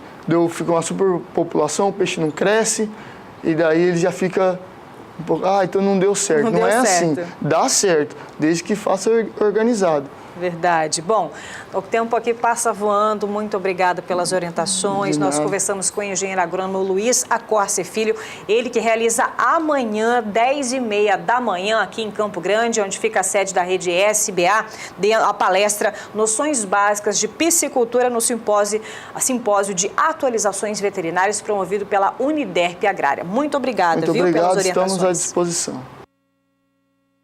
Essa foi a Retrospectiva 2017, um bate-papo bastante interessante para você que quer iniciar nessa atividade ou mesmo fazer a diversificação, como mesmo o médico veterinário acabou de reforçar.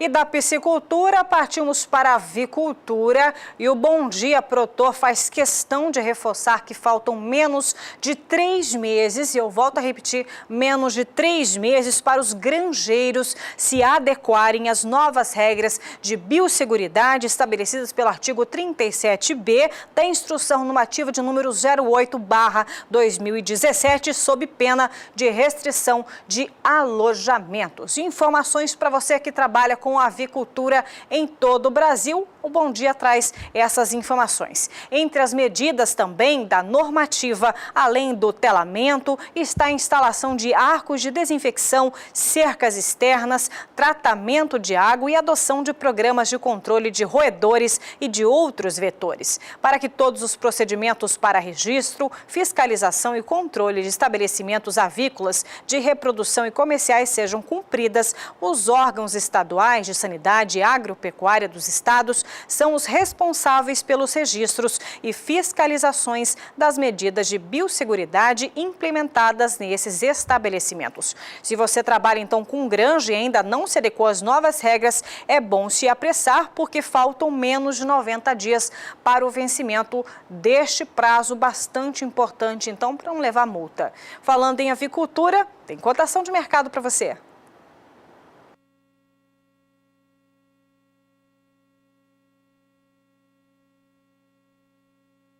Bom, a gente teve probleminha aqui com a cotação de mercado, mas não tem problema não.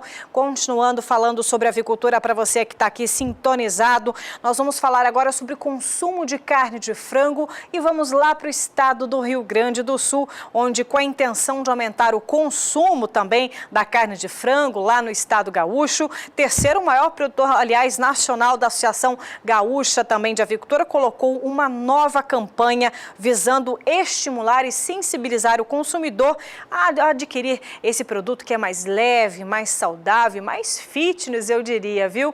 Vamos dar uma olhadinha com a matéria de Annelise Nicolodi. A campanha é inspirada no programa Ovos RS, iniciado há 5 anos, que fez o consumo per capita gaúcho superar a média nacional, chegando a 227 unidades por habitante ano. No país, são 192 unidades por habitante. A iniciativa é também uma resposta aos efeitos sentidos após a Operação Carne Fraca. A carne de frango é a mais consumida no Brasil, 42 quilos per capita. Mas nos últimos 2 anos, por conta da recessão, o volume foi reduzido em quase 2 quilos por habitante. A avicultura do Rio Grande do Sul, terceira maior produtora e exportadora do Brasil, deve encerrar o ano com 817 milhões de aves abatidas, uma pequena queda de 0,85% em relação ao ano anterior. Já a exportação de carne de frango vai fechar o ano com um volume superior a 741 mil toneladas. É praticamente o mesmo volume de 2016. A exportação de ovos, tanto processados quanto in natura, deve alcançar quase 2 mil toneladas, com queda de aproximadamente 44% em relação ao ano anterior. A campanha da Asgave quer, sobretudo, valorizar a qualidade da carne de frango, que tem baixo teor de gordura e alta taxa de proteína.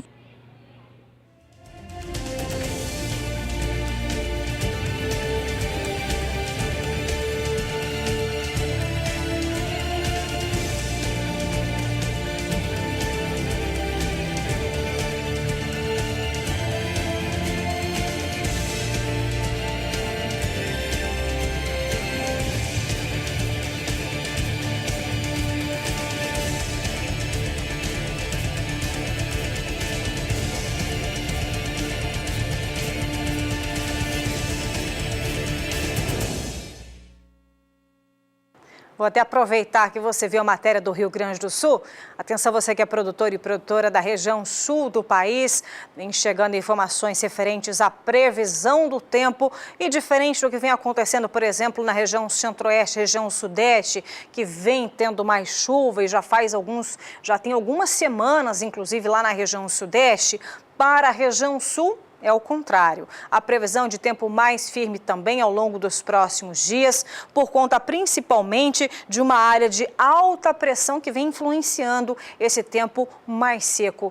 Juliana, isso será o suficiente para também diminuir as condições hídricas do solo? É com você. Os pastos ainda podem manter baixo potencial produtivo no sul do Brasil, principalmente na metade sul gaúcha, que é onde o solo segue um pouco mais seco. Aqui nessas áreas mais ao sul do Rio Grande do Sul, a umidade fica em torno de 20% até 30%. Nos próximos 5 dias, agora no sul do Brasil, até volta a chover. Só que no Rio Grande do Sul e principalmente nessas áreas mais secas, a chuva é fraca, ou seja, não tem potencial para conseguir aumentar a umidade do solo. As pancadas mais significativas apenas se concentram no estado do Paraná. Só que durante a próxima semana, essas instabilidades já começam a se tornar um pouco mais abrangentes e a alcançar essas áreas mais secas do sul do Brasil com um pouco mais de volume. Então volta a chover, dessa vez agora no Rio Grande do Sul, com volumes um pouco mais elevados, em torno de 30 milímetros na metade sul gaúcha e na maior parte do sul do Brasil. Então, ao longo das próximas semanas, até volta a chover de maneira mais significativa nas áreas mais secas do Rio Grande do Sul. Ainda não vai ser uma chuva que deve ter potencial para conseguir aumentar de forma rápida os índices de umidade do solo. Mas mesmo assim, o cenário já é mais otimista ao longo das próximas semanas para o setor da pecuária da metade sul do Rio Grande do Sul. Daqui a pouco eu volto com mais previsão do tempo. Obrigada, viu, Juliana, pelas informações aí referentes à região sul do país, que deve ter dias mais secos e mais firmes também ao longo aí dos próximos períodos. Por aqui nós vamos para um breve intervalo comercial, mas antes eu quero deixar alguns recadinhos para você. Nós temos o WhatsApp, você tem alguma dúvida, quer rever alguma entrevista que você viu ao longo do ano passado, de 2017, que chamou a sua atenção? É possível sim, viu? Basta você ver através do WhatsApp do nosso programa. Tá passando na telinha da sua televisão, o número é 67-99264-7810. Fala, olha, eu quero ver aquela matéria sobre nada, manejo nada nas mãos, eu quero ver sobre casamento rural, eu quero ver sobre decoração rural. Você é quem manda. Você traz o recadinho pra gente e a gente providencia também para que você possa rever essa entrevista. E também, se você perdeu alguma edição, alguma informação importante, por exemplo, do prazo dos granjeiros que tem menos de 3 meses, assim que acabar nosso programa, nós também disponibilizamos toda a edição completa também no nosso canal no YouTube. Você sabia que a gente tem um canal no YouTube? A tecnologia fazendo toda a diferença. O canal você pode colocar youtube.com/canal do boi e aí você coloca Bom Dia Produtor com a data que você deseja. Aí você vai ver ele na íntegra para que possa aproveitar ao máximo a informação. Bom, nós vamos agora para um breve intervalo comercial, mas é bem rapidinho. É o tempo de você beber uma água, um golinho de café e eu tô te esperando com mais informações. Daqui a pouquinho tem agricultura chegando na sua manhã de segunda-feira. 8h53 pelo horário de Brasília. Bom dia, produtor, de volta na sua manhã de segunda-feira. E por aqui temos novidade, viu? Hoje o Bom Dia Produtor destaca o mercado que está crescendo aqui no país. Trata-se de mini hortaliças. Isso mesmo, mini hortaliças, um mercado que vem crescendo e muito, porque são produtos que possuem elevado valor agregado, boa rentabilidade e menos suscetíveis às oscilações de preços em relação às hortaliças tradicionais. O aumento da demanda por mini hortaliças está relacionado com a tendência de consumo de alimentos benéficos à saúde, de melhor sabor e facilidade no preparo, aliados ao apelo ecológico e sustentável, atendendo aos hábitos dos consumidores mais modernos. As mini hortaliças podem ser obtidas através do melhoramento genético de plantas, focado também na seleção de órgãos de tamanho reduzido, tais como frutos, folhas, vagens, bulbos entre outros. Também podem ser produzidas por ajustes nas técnicas de cultivo, especialmente espaçamentos reduzidos ou também pela colheita antecipada do produto antes de alcançar o tamanho de mercado convencional. E são essas imagens que você está vendo, são cebolinhas, milhos. Então, as mais encontradas no mercado são tomate, cenoura, beterraba, mini milhos, ervilhas, vagem, cebola, berinjela, couve-flor, também batata e abobrinha. E hoje você vai conhecer uma tecnologia inédita, eu digo inédita no mundo. Prepare-se para conhecer os mini repolhos, desenvolvido pelos pesquisadores do Instituto Capixaba de Pesquisa, Assistência Técnica e Extensão Rural. Dá uma olhadinha como é a dimensão dele, bem menor que o tradicional. É uma tecnologia inovadora que atende à demanda da agricultura familiar por produtos de elevado valor agregado. Para você de casa ter uma ideia de como ele ficou reduzido, nos repolhos orgânicos, por exemplo, as cabeças chegam a atingir acima de 2 quilos através dessa tecnologia. Ainda única no mundo, reduziu-se também para 400 gramas em média. E para explicar melhor sobre essa tecnologia, sobre essa novidade dos mini repolhos, nós vamos conversar com o pesquisador do INCAPER, diretamente lá do estado do Espírito Santo, o pesquisador Jacimar Luiz de Souza. Satisfação falar contigo, Jacimar, aí diretamente da cidade de Domingos Martins. E Jacimar, o INCAPER então divulgou no finalzinho do ano passado, já começou 2018 com essa grande notícia inédita voltada para os agricultores familiares e que poderá beneficiar não só os produtores capixabas, mas também de todo o Brasil e, por que não, em todo o mundo. Como foi desenvolvida essa tecnologia? Conte pra gente mais detalhes. Bom dia. Bom dia, Elaine. Então, eu sou o Jacimar Luiz de Souza, eu tenho doutorado em agroecologia e essa tecnologia de manejo do campo de repolho para a produção de mini repolhos, que tem maior valor agregado, ele foi desenvolvido durante 4 anos, né? Começou em 2013 e nós finalizamos agora com a publicação do 2º artigo em 2017, né? E exatamente para dar uma alternativa a mais aos agricultores no campo da produção de hortaliças de alto valor agregado. O desenvolvimento da tecnologia demandou 4 anos pelo seguinte: ao conduzir um campo de repolhos em que as plantas rebrotam, elas dão até 8 brotos e dariam repolhos muito pequenos. Nós não tínhamos resposta para qual a quantidade, a densidade de brotos que devem ser deixadas na planta e não tínhamos resposta também sobre a resposta de nutrição que as plantas teriam após essa segunda colheita.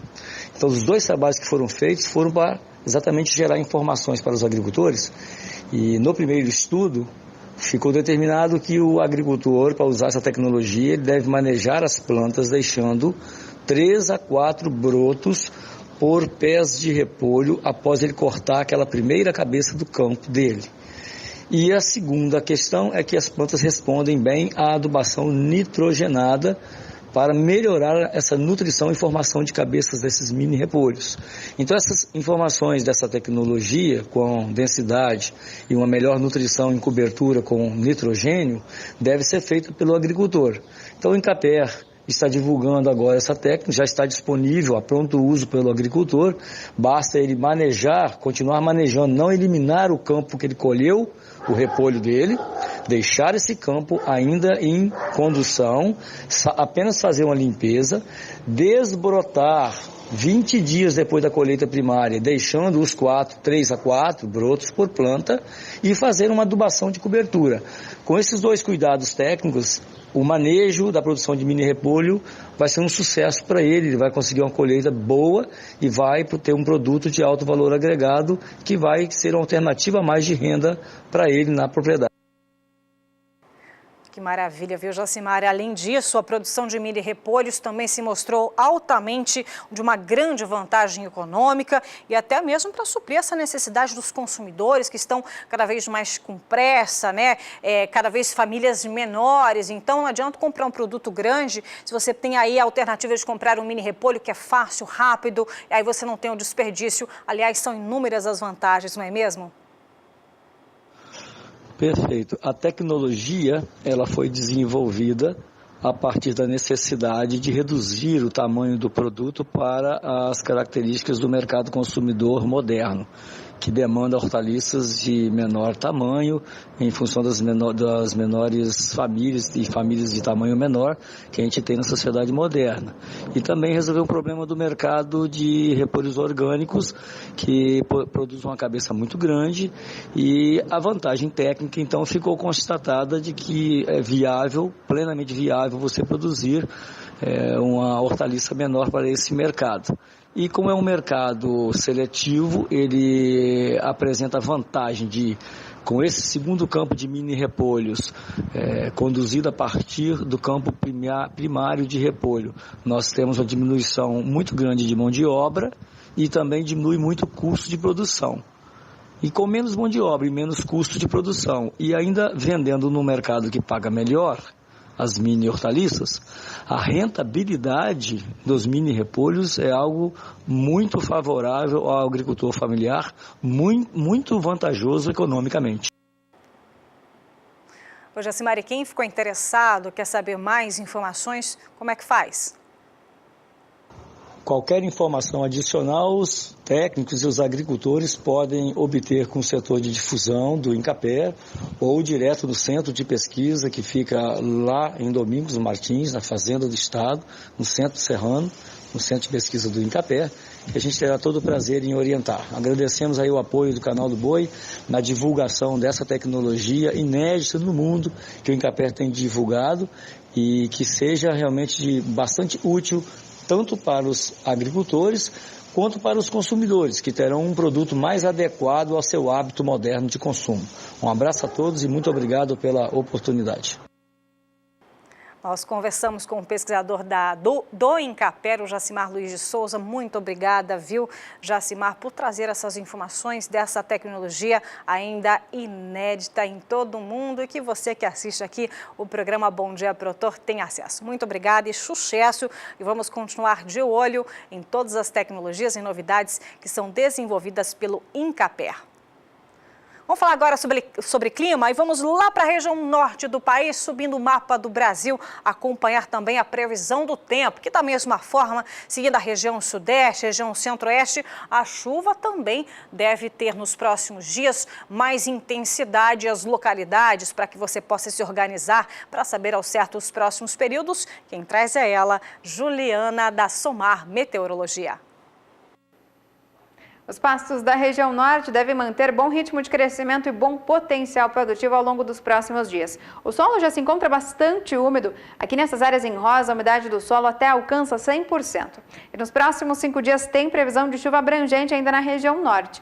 As pancadas mais fortes ficam concentradas aqui na faixa oeste, entre o Amazonas, Acre e Rondônia, enquanto que aqui na faixa leste até chove, só que com menor volume. E na próxima semana, essa condição de tempo pouco vai mudar. Chuvas frequentes e mais persistentes e com maior volume aqui entre o Acre e o Amazonas, podendo chover até 70 milímetros em 5 dias. Nas demais áreas, previsão de pancadas abrangentes, só que as pancadas seguem um pouco mais fracas.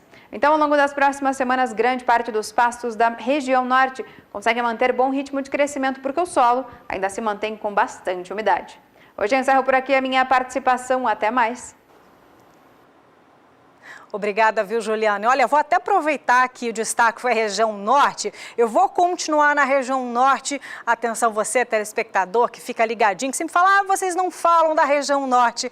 Nós falamos, sim, sempre trazemos informações ligadas à agricultura, à pecuária, previsão do tempo. E hoje, por exemplo, nós vamos acompanhar, relembrar na retrospectiva 2017, um grande evento agropecuário que foi também, marcou o início. Foi a primeira vez que aqui o Canal do Boi foi até o estado de Roraima acompanhar a edição 2017 da Expofer, o maior evento agropecuário da região norte do país. Quem esteve por lá foi Rosa Cabral e este belo evento é o que você vai acompanhar agora na retrospectiva 2017. Uma das festas mais tradicionais do estado de Roraima, a Expofer, na capital Boa Vista, 11 dias de evento. História para o SBA, que pela primeira vez transmitiu ao vivo a feira nesta região norte do Brasil.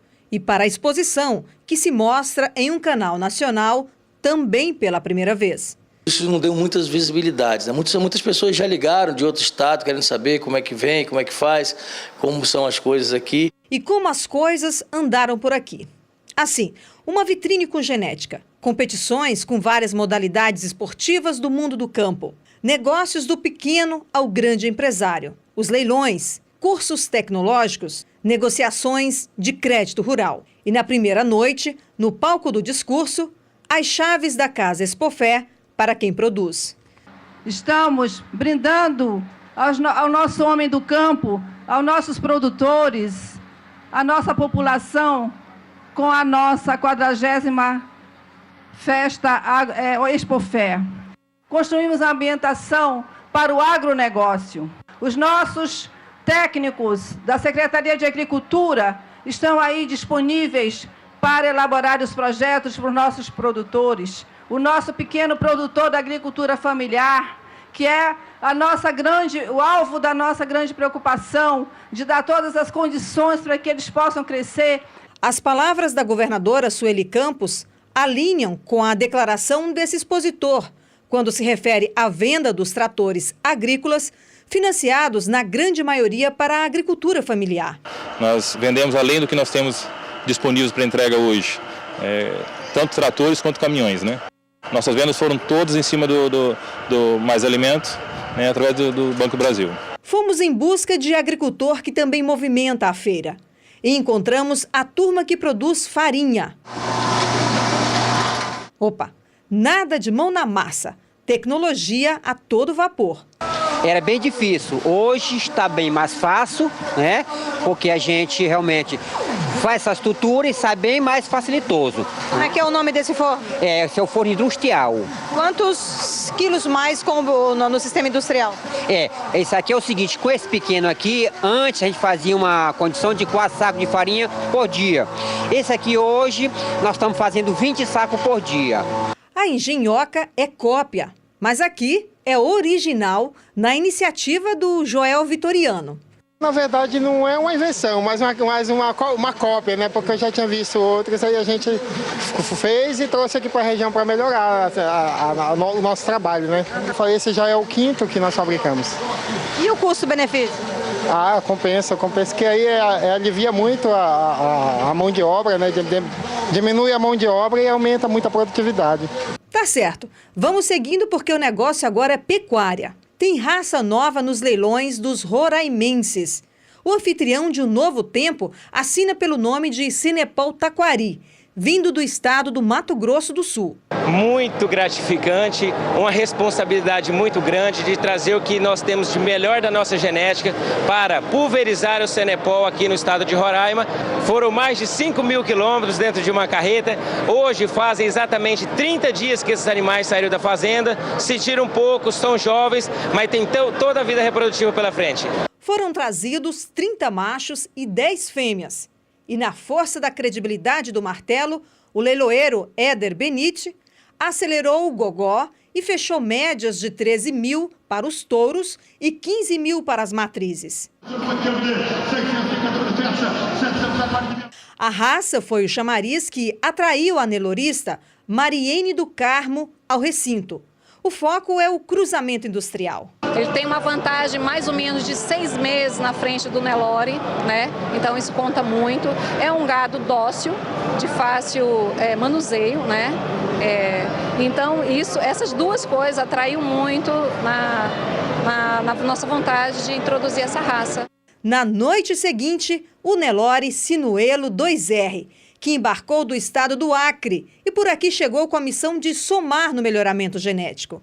É a primeira vez que estamos aqui no estado de Roraima e muito proveitoso, eu acho, porque a gente vem com o intuito de agregar valores, mais peso, mais fertilidade, entendeu? Mais acabamento nesses animais. E quem buscava uma seleção diferenciada diz por que comprou. Isso aí ajuda a gente a incrementar o rebanho, né? Ajuda a gente a fazer a melhoria genética com menos tempo.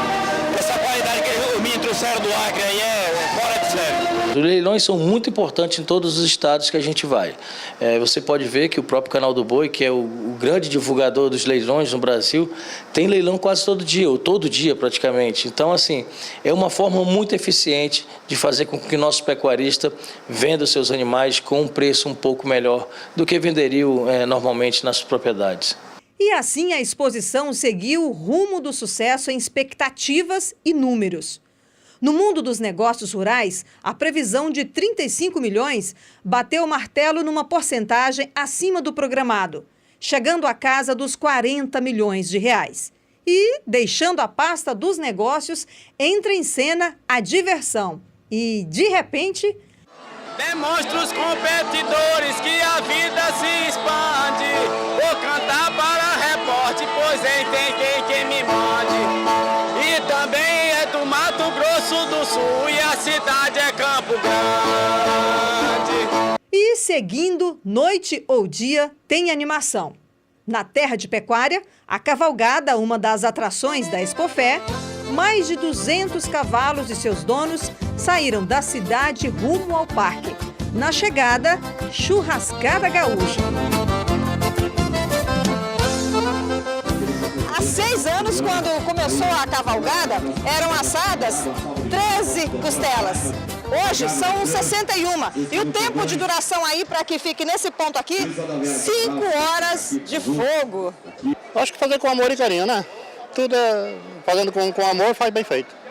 Nossa comitiva começou sem personalização, hoje já estamos personalizados e vamos cada ano aumentar mais a nossa comitiva. Todo mundo uniformizado? Todo mundo uniformizado. Vamos colaborar e vamos patrocinar e vamos participar. E tem a bravura dos peões de rodeio.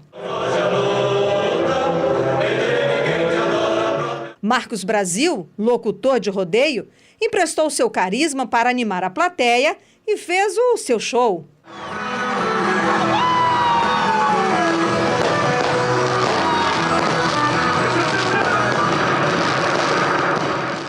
Enquanto isso, nos bastidores, aquecimento e um certo nervosismo. Aí o coração fica batendo rápido, ainda mais se é rodeio, muita gente olhando, então sempre tem um nervosismo, né? Imagino que sim. E já na arena, olha que espetáculo. Conseguir se manter 8 segundos em cima do animal em busca de prêmios. É ter coragem.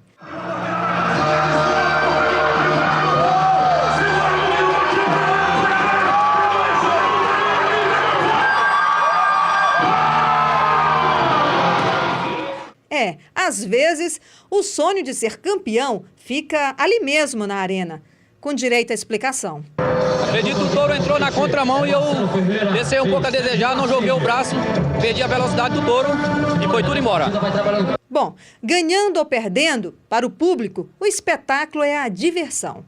Muito bom, muito divertido, né? Voltar às raízes, é muito legal. Estou muito feliz nessa noite aqui, junto com toda a família e os amigos aqui. O peão é o maior artista que nós temos, né? Aqui é o nosso palco, aqui é o nosso show e eles são os verdadeiros artistas, desafiando a morte a cada abrir de porteira. E a cada coragem demonstrada, como esta do menino brilhando na prova do tambor, quem sabe, inspiração? A família toda está sendo, já estou até no propósito de colocar o meu filho para fazer também, muito legal, top, top. Então o público vem para prestigiar o rodeio e para ver que realmente é uma belíssima festa, né? E quem participa do rodeio vem daqui, vem de fora? Aqui tem gente que vem, o pessoal daqui de Boa Vista, de todos os municípios, e aqui a vizinhança também, o pessoal de Manaus está aqui também participando, tanto da parte de tambor, de montaria, timpem, tudo, eles participam. Então é um rodeio grande que traz muita gente para cá. E na última noite... A festa fica por conta de Michel Teló, que está rodando o Brasil com um projeto bem sertanejo e, segundo ele, muita prosa boa. Eu vou falar para vocês que deu uma saudade da minha terra.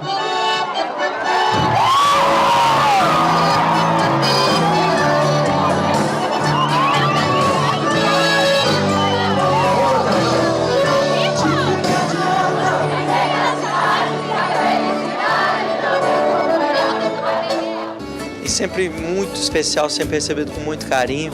Roraima a turma é animada demais, é gostoso quando você vem e a galera te acolhe tão bem.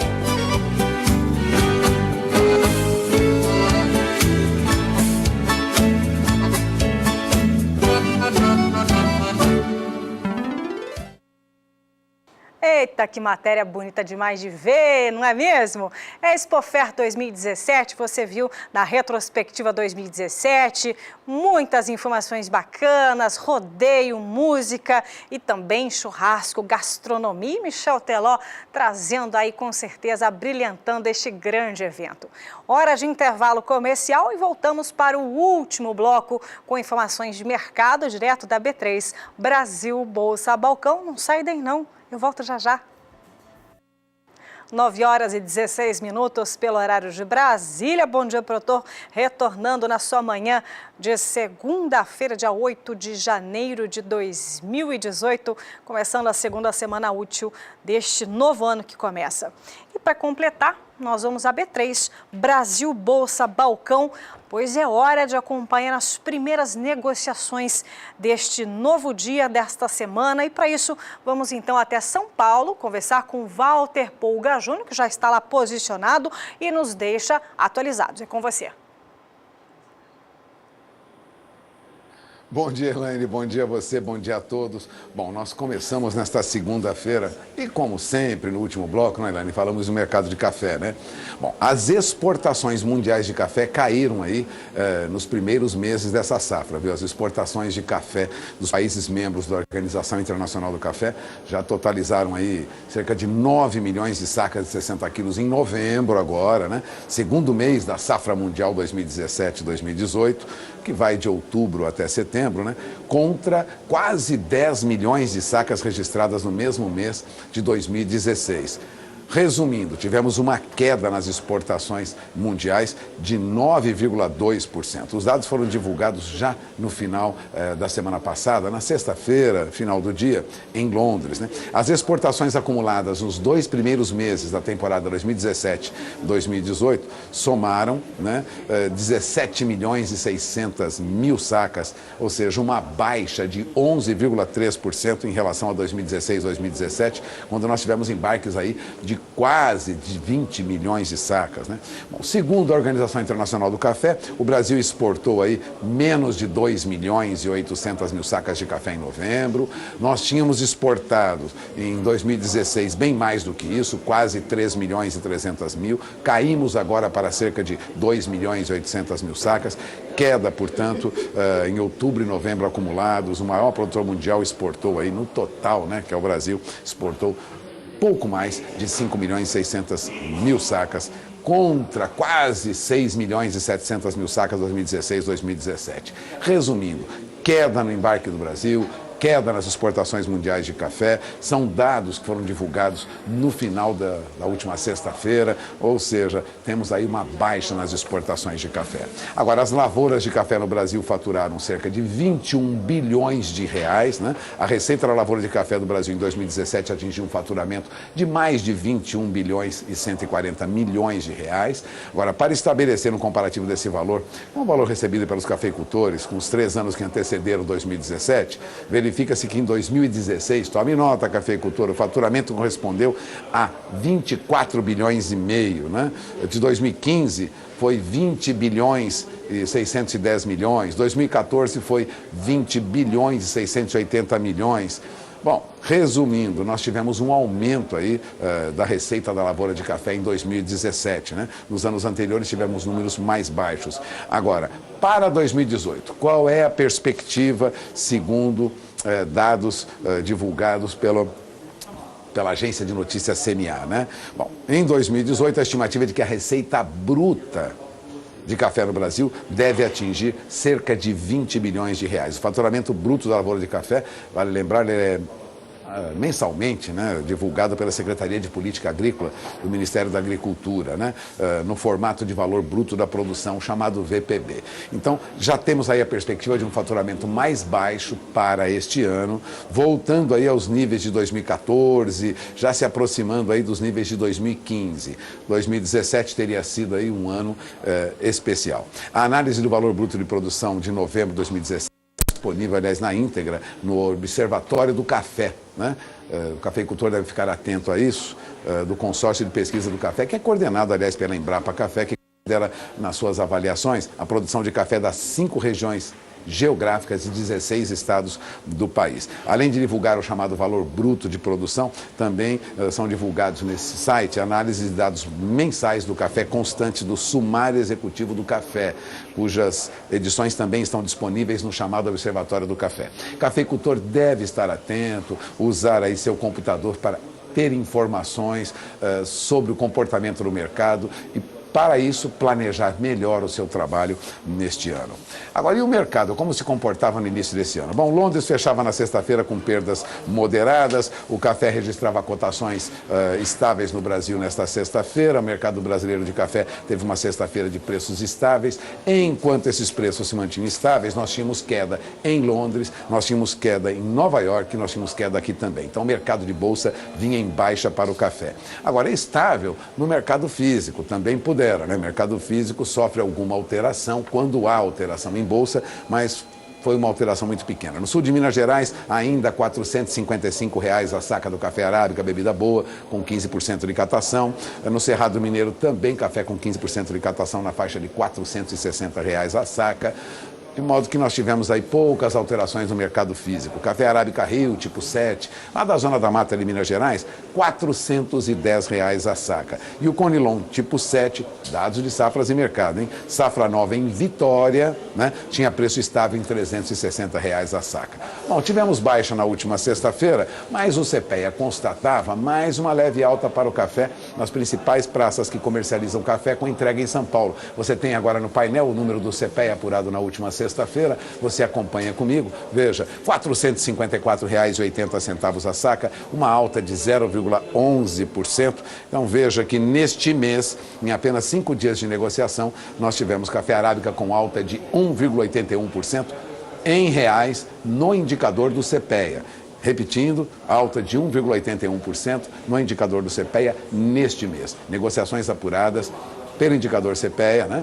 Que forma o indicador CPEA do início do mês para cá. Café Robusta, no entanto, continua em baixa, viu? Veja os números apurados pelo CPEA no Espírito Santo. Café Robusta, em média, era negociado na sexta-feira R$ 354,35 a saca. Veja, mais uma queda entre os dias 4 e 5 de janeiro de 0,23%, queda no mês de 0,47%. E essas são as principais informações sobre o que ocorreu lá atrás, na sexta-feira passada, antes do final de semana. E na retomada dos negócios neste momento. Vamos às principais bolsas do mundo, você acompanha comigo agora, começando por Nova York, ou melhor, Londres, você tem na tela Londres agora. Mercado em Londres trabalha de novo em queda. Café Robusta, negociado na Bolsa de Londres, opera nesse momento com queda de 15, até 18 dólares por tonelada. É uma queda acentuada para café Robusta lá na Bolsa de Londres. A produção do Vietnã esperada é muito grande, por isso esse preço em queda. Janeiro a 1.730 dólares a tonelada, cai quase 1%. O contrato para março lá em Londres, a 1.706 dólares a tonelada, perde mais de 1%, recua 18 dólares por tonelada em relação à sexta-feira. E o contrato de maio a 1.716 dólares a tonelada, recua também 15 dólares por tonelada. Veja que os preços do café desabam hoje na Bolsa de Londres. E em Nova York, base de negociação é café arábica, e você acompanha comigo agora o comportamento dos preços do café arábica no mercado de bolsa lá nos Estados Unidos. Referência para negociações com café arábica em todo o mundo. Café arábica também recua, perde de 1,18% a 1,24%, entre queda de 140 até 160 pontos. O mercado trabalha café arábica para março em baixa a $1,26 por libra-peso. O contrato de maio cai para $1,29 por libra-peso, deixa para trás a cotação que se mantinha ainda, né? Mantinha até sexta-feira 130 centavos de dólar por libra-peso, ou seja, $1,30, agora já cai para $1,29 por libra-peso. Mercado vem em baixa também no contrato de julho e no contrato de setembro, abaixo de $1,34 a $1,33 por libra-peso. Ou seja, fica para trás aquela faixa de de $1,30, que ainda os contratos mais curtos mantinham recentemente. E essas são as principais informações sobre o comportamento de bolsa lá fora. E aqui na B3. Agora, 9 horas e 26 minutos, horário de Brasília, você acompanha comigo o comportamento aqui na B3, os primeiros negócios nesta segunda-feira. Vamos ao painel? Aqui na B3 o que nós temos também é baixa para o café negociado no mercado futuro. Café para março deste ano agora recua de $163,05 para $161,65, ou seja, $1,40 de baixa neste momento, perda de 0,86%.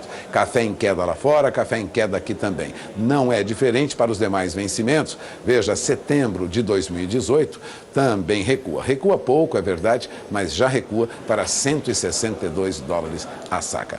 Café perde preço no mercado, é o que sinalizam os primeiros negócios nesta segunda-feira, dia 8 de janeiro, nas principais bolsas do mundo, incluindo a nossa bolsa, Brasil Bolsa Balcão, a B3.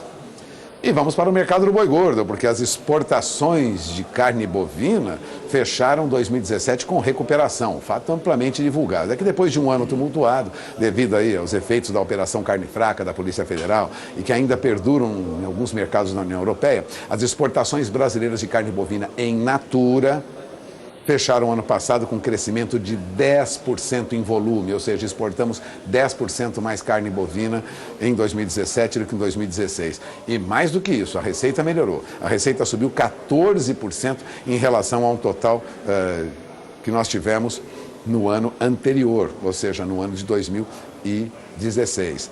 No total foram movimentadas 1.406.000 toneladas, com que foi obtida uma receita aí de mais de 6 bilhões de reais.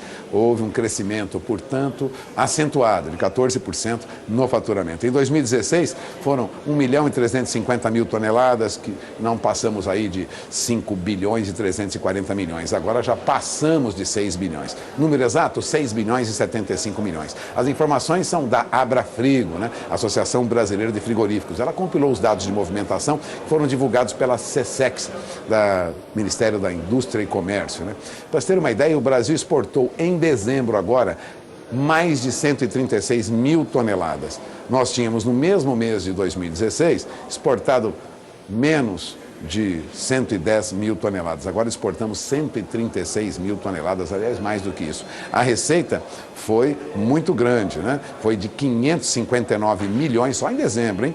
Contra 439 milhões no mesmo período do ano anterior, né? Ou seja, um aumento de 25% na movimentação de carne bovina e de 27% na obtenção de divisas, ou seja, o faturamento foi 27% maior em dezembro do que comparado com dezembro de 2016. Portanto, tivemos os números que fecham aumento das exportações brasileiras de carne bovina. E o mercado de carne bovina, como é que se comporta?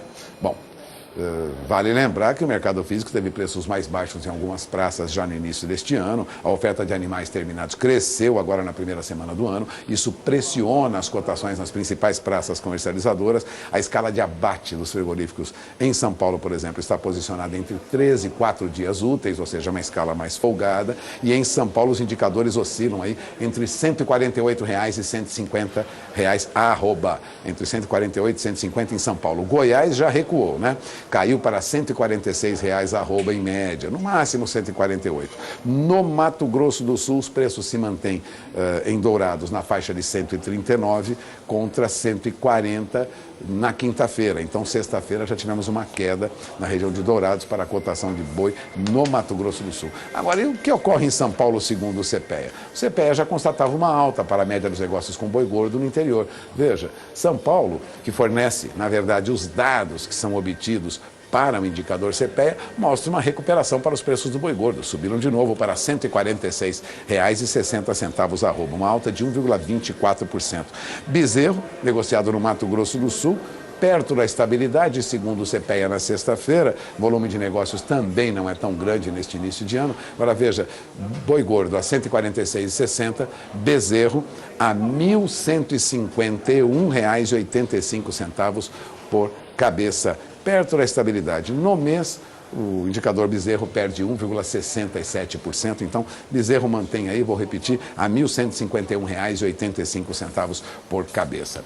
E os preços no mercado de bolsa? Bom, agora, 9 horas e 31 minutos, horário de Brasília. O tempo é curto, mas sem informação você não fica. Os primeiros negócios na B3 com boi gordo no mercado futuro, você tem na tela do seu televisor. Veja, tendência de baixa. Contrato para janeiro recua agora para R$ 147,25 arroba. O boi para fevereiro já trabalhava na sexta-feira a R$ 146,30. Boi para março a R$ 146,70. Outubro ainda acima de R$ 153 arroba. De olho quem está na informação, quem está planejando o confinamento. Agora, na Bolsa, ainda há negócios na faixa de R$ 153 a arroba para boi gordo em outubro. E essas são as principais informações até este momento. Antes de encerrar, vamos acompanhar o dólar. Dólar que nós baliza as negociações com exportação e importação de produtos. Dólar comercial opera agora em alta, depois de recuar nos últimos dias, abre segunda-feira em alta, R$ 3,24 mais 10, alta de 0,21%. Dólar deixou na semana passada a faixa de R$ 3,30, recuou para a faixa de 13,23, agora abre negociações hoje, dia 8 de janeiro, em alta de mais de 0,20%, de novo na faixa de 13,24. De olho na informação, amanhã você terá mais informações durante a nossa programação hoje, a evolução dos negócios com os principais produtos agropecuários. Eu encerro a nossa participação aqui da B3 agora, volto o sinal para Campo Grande. Elaine.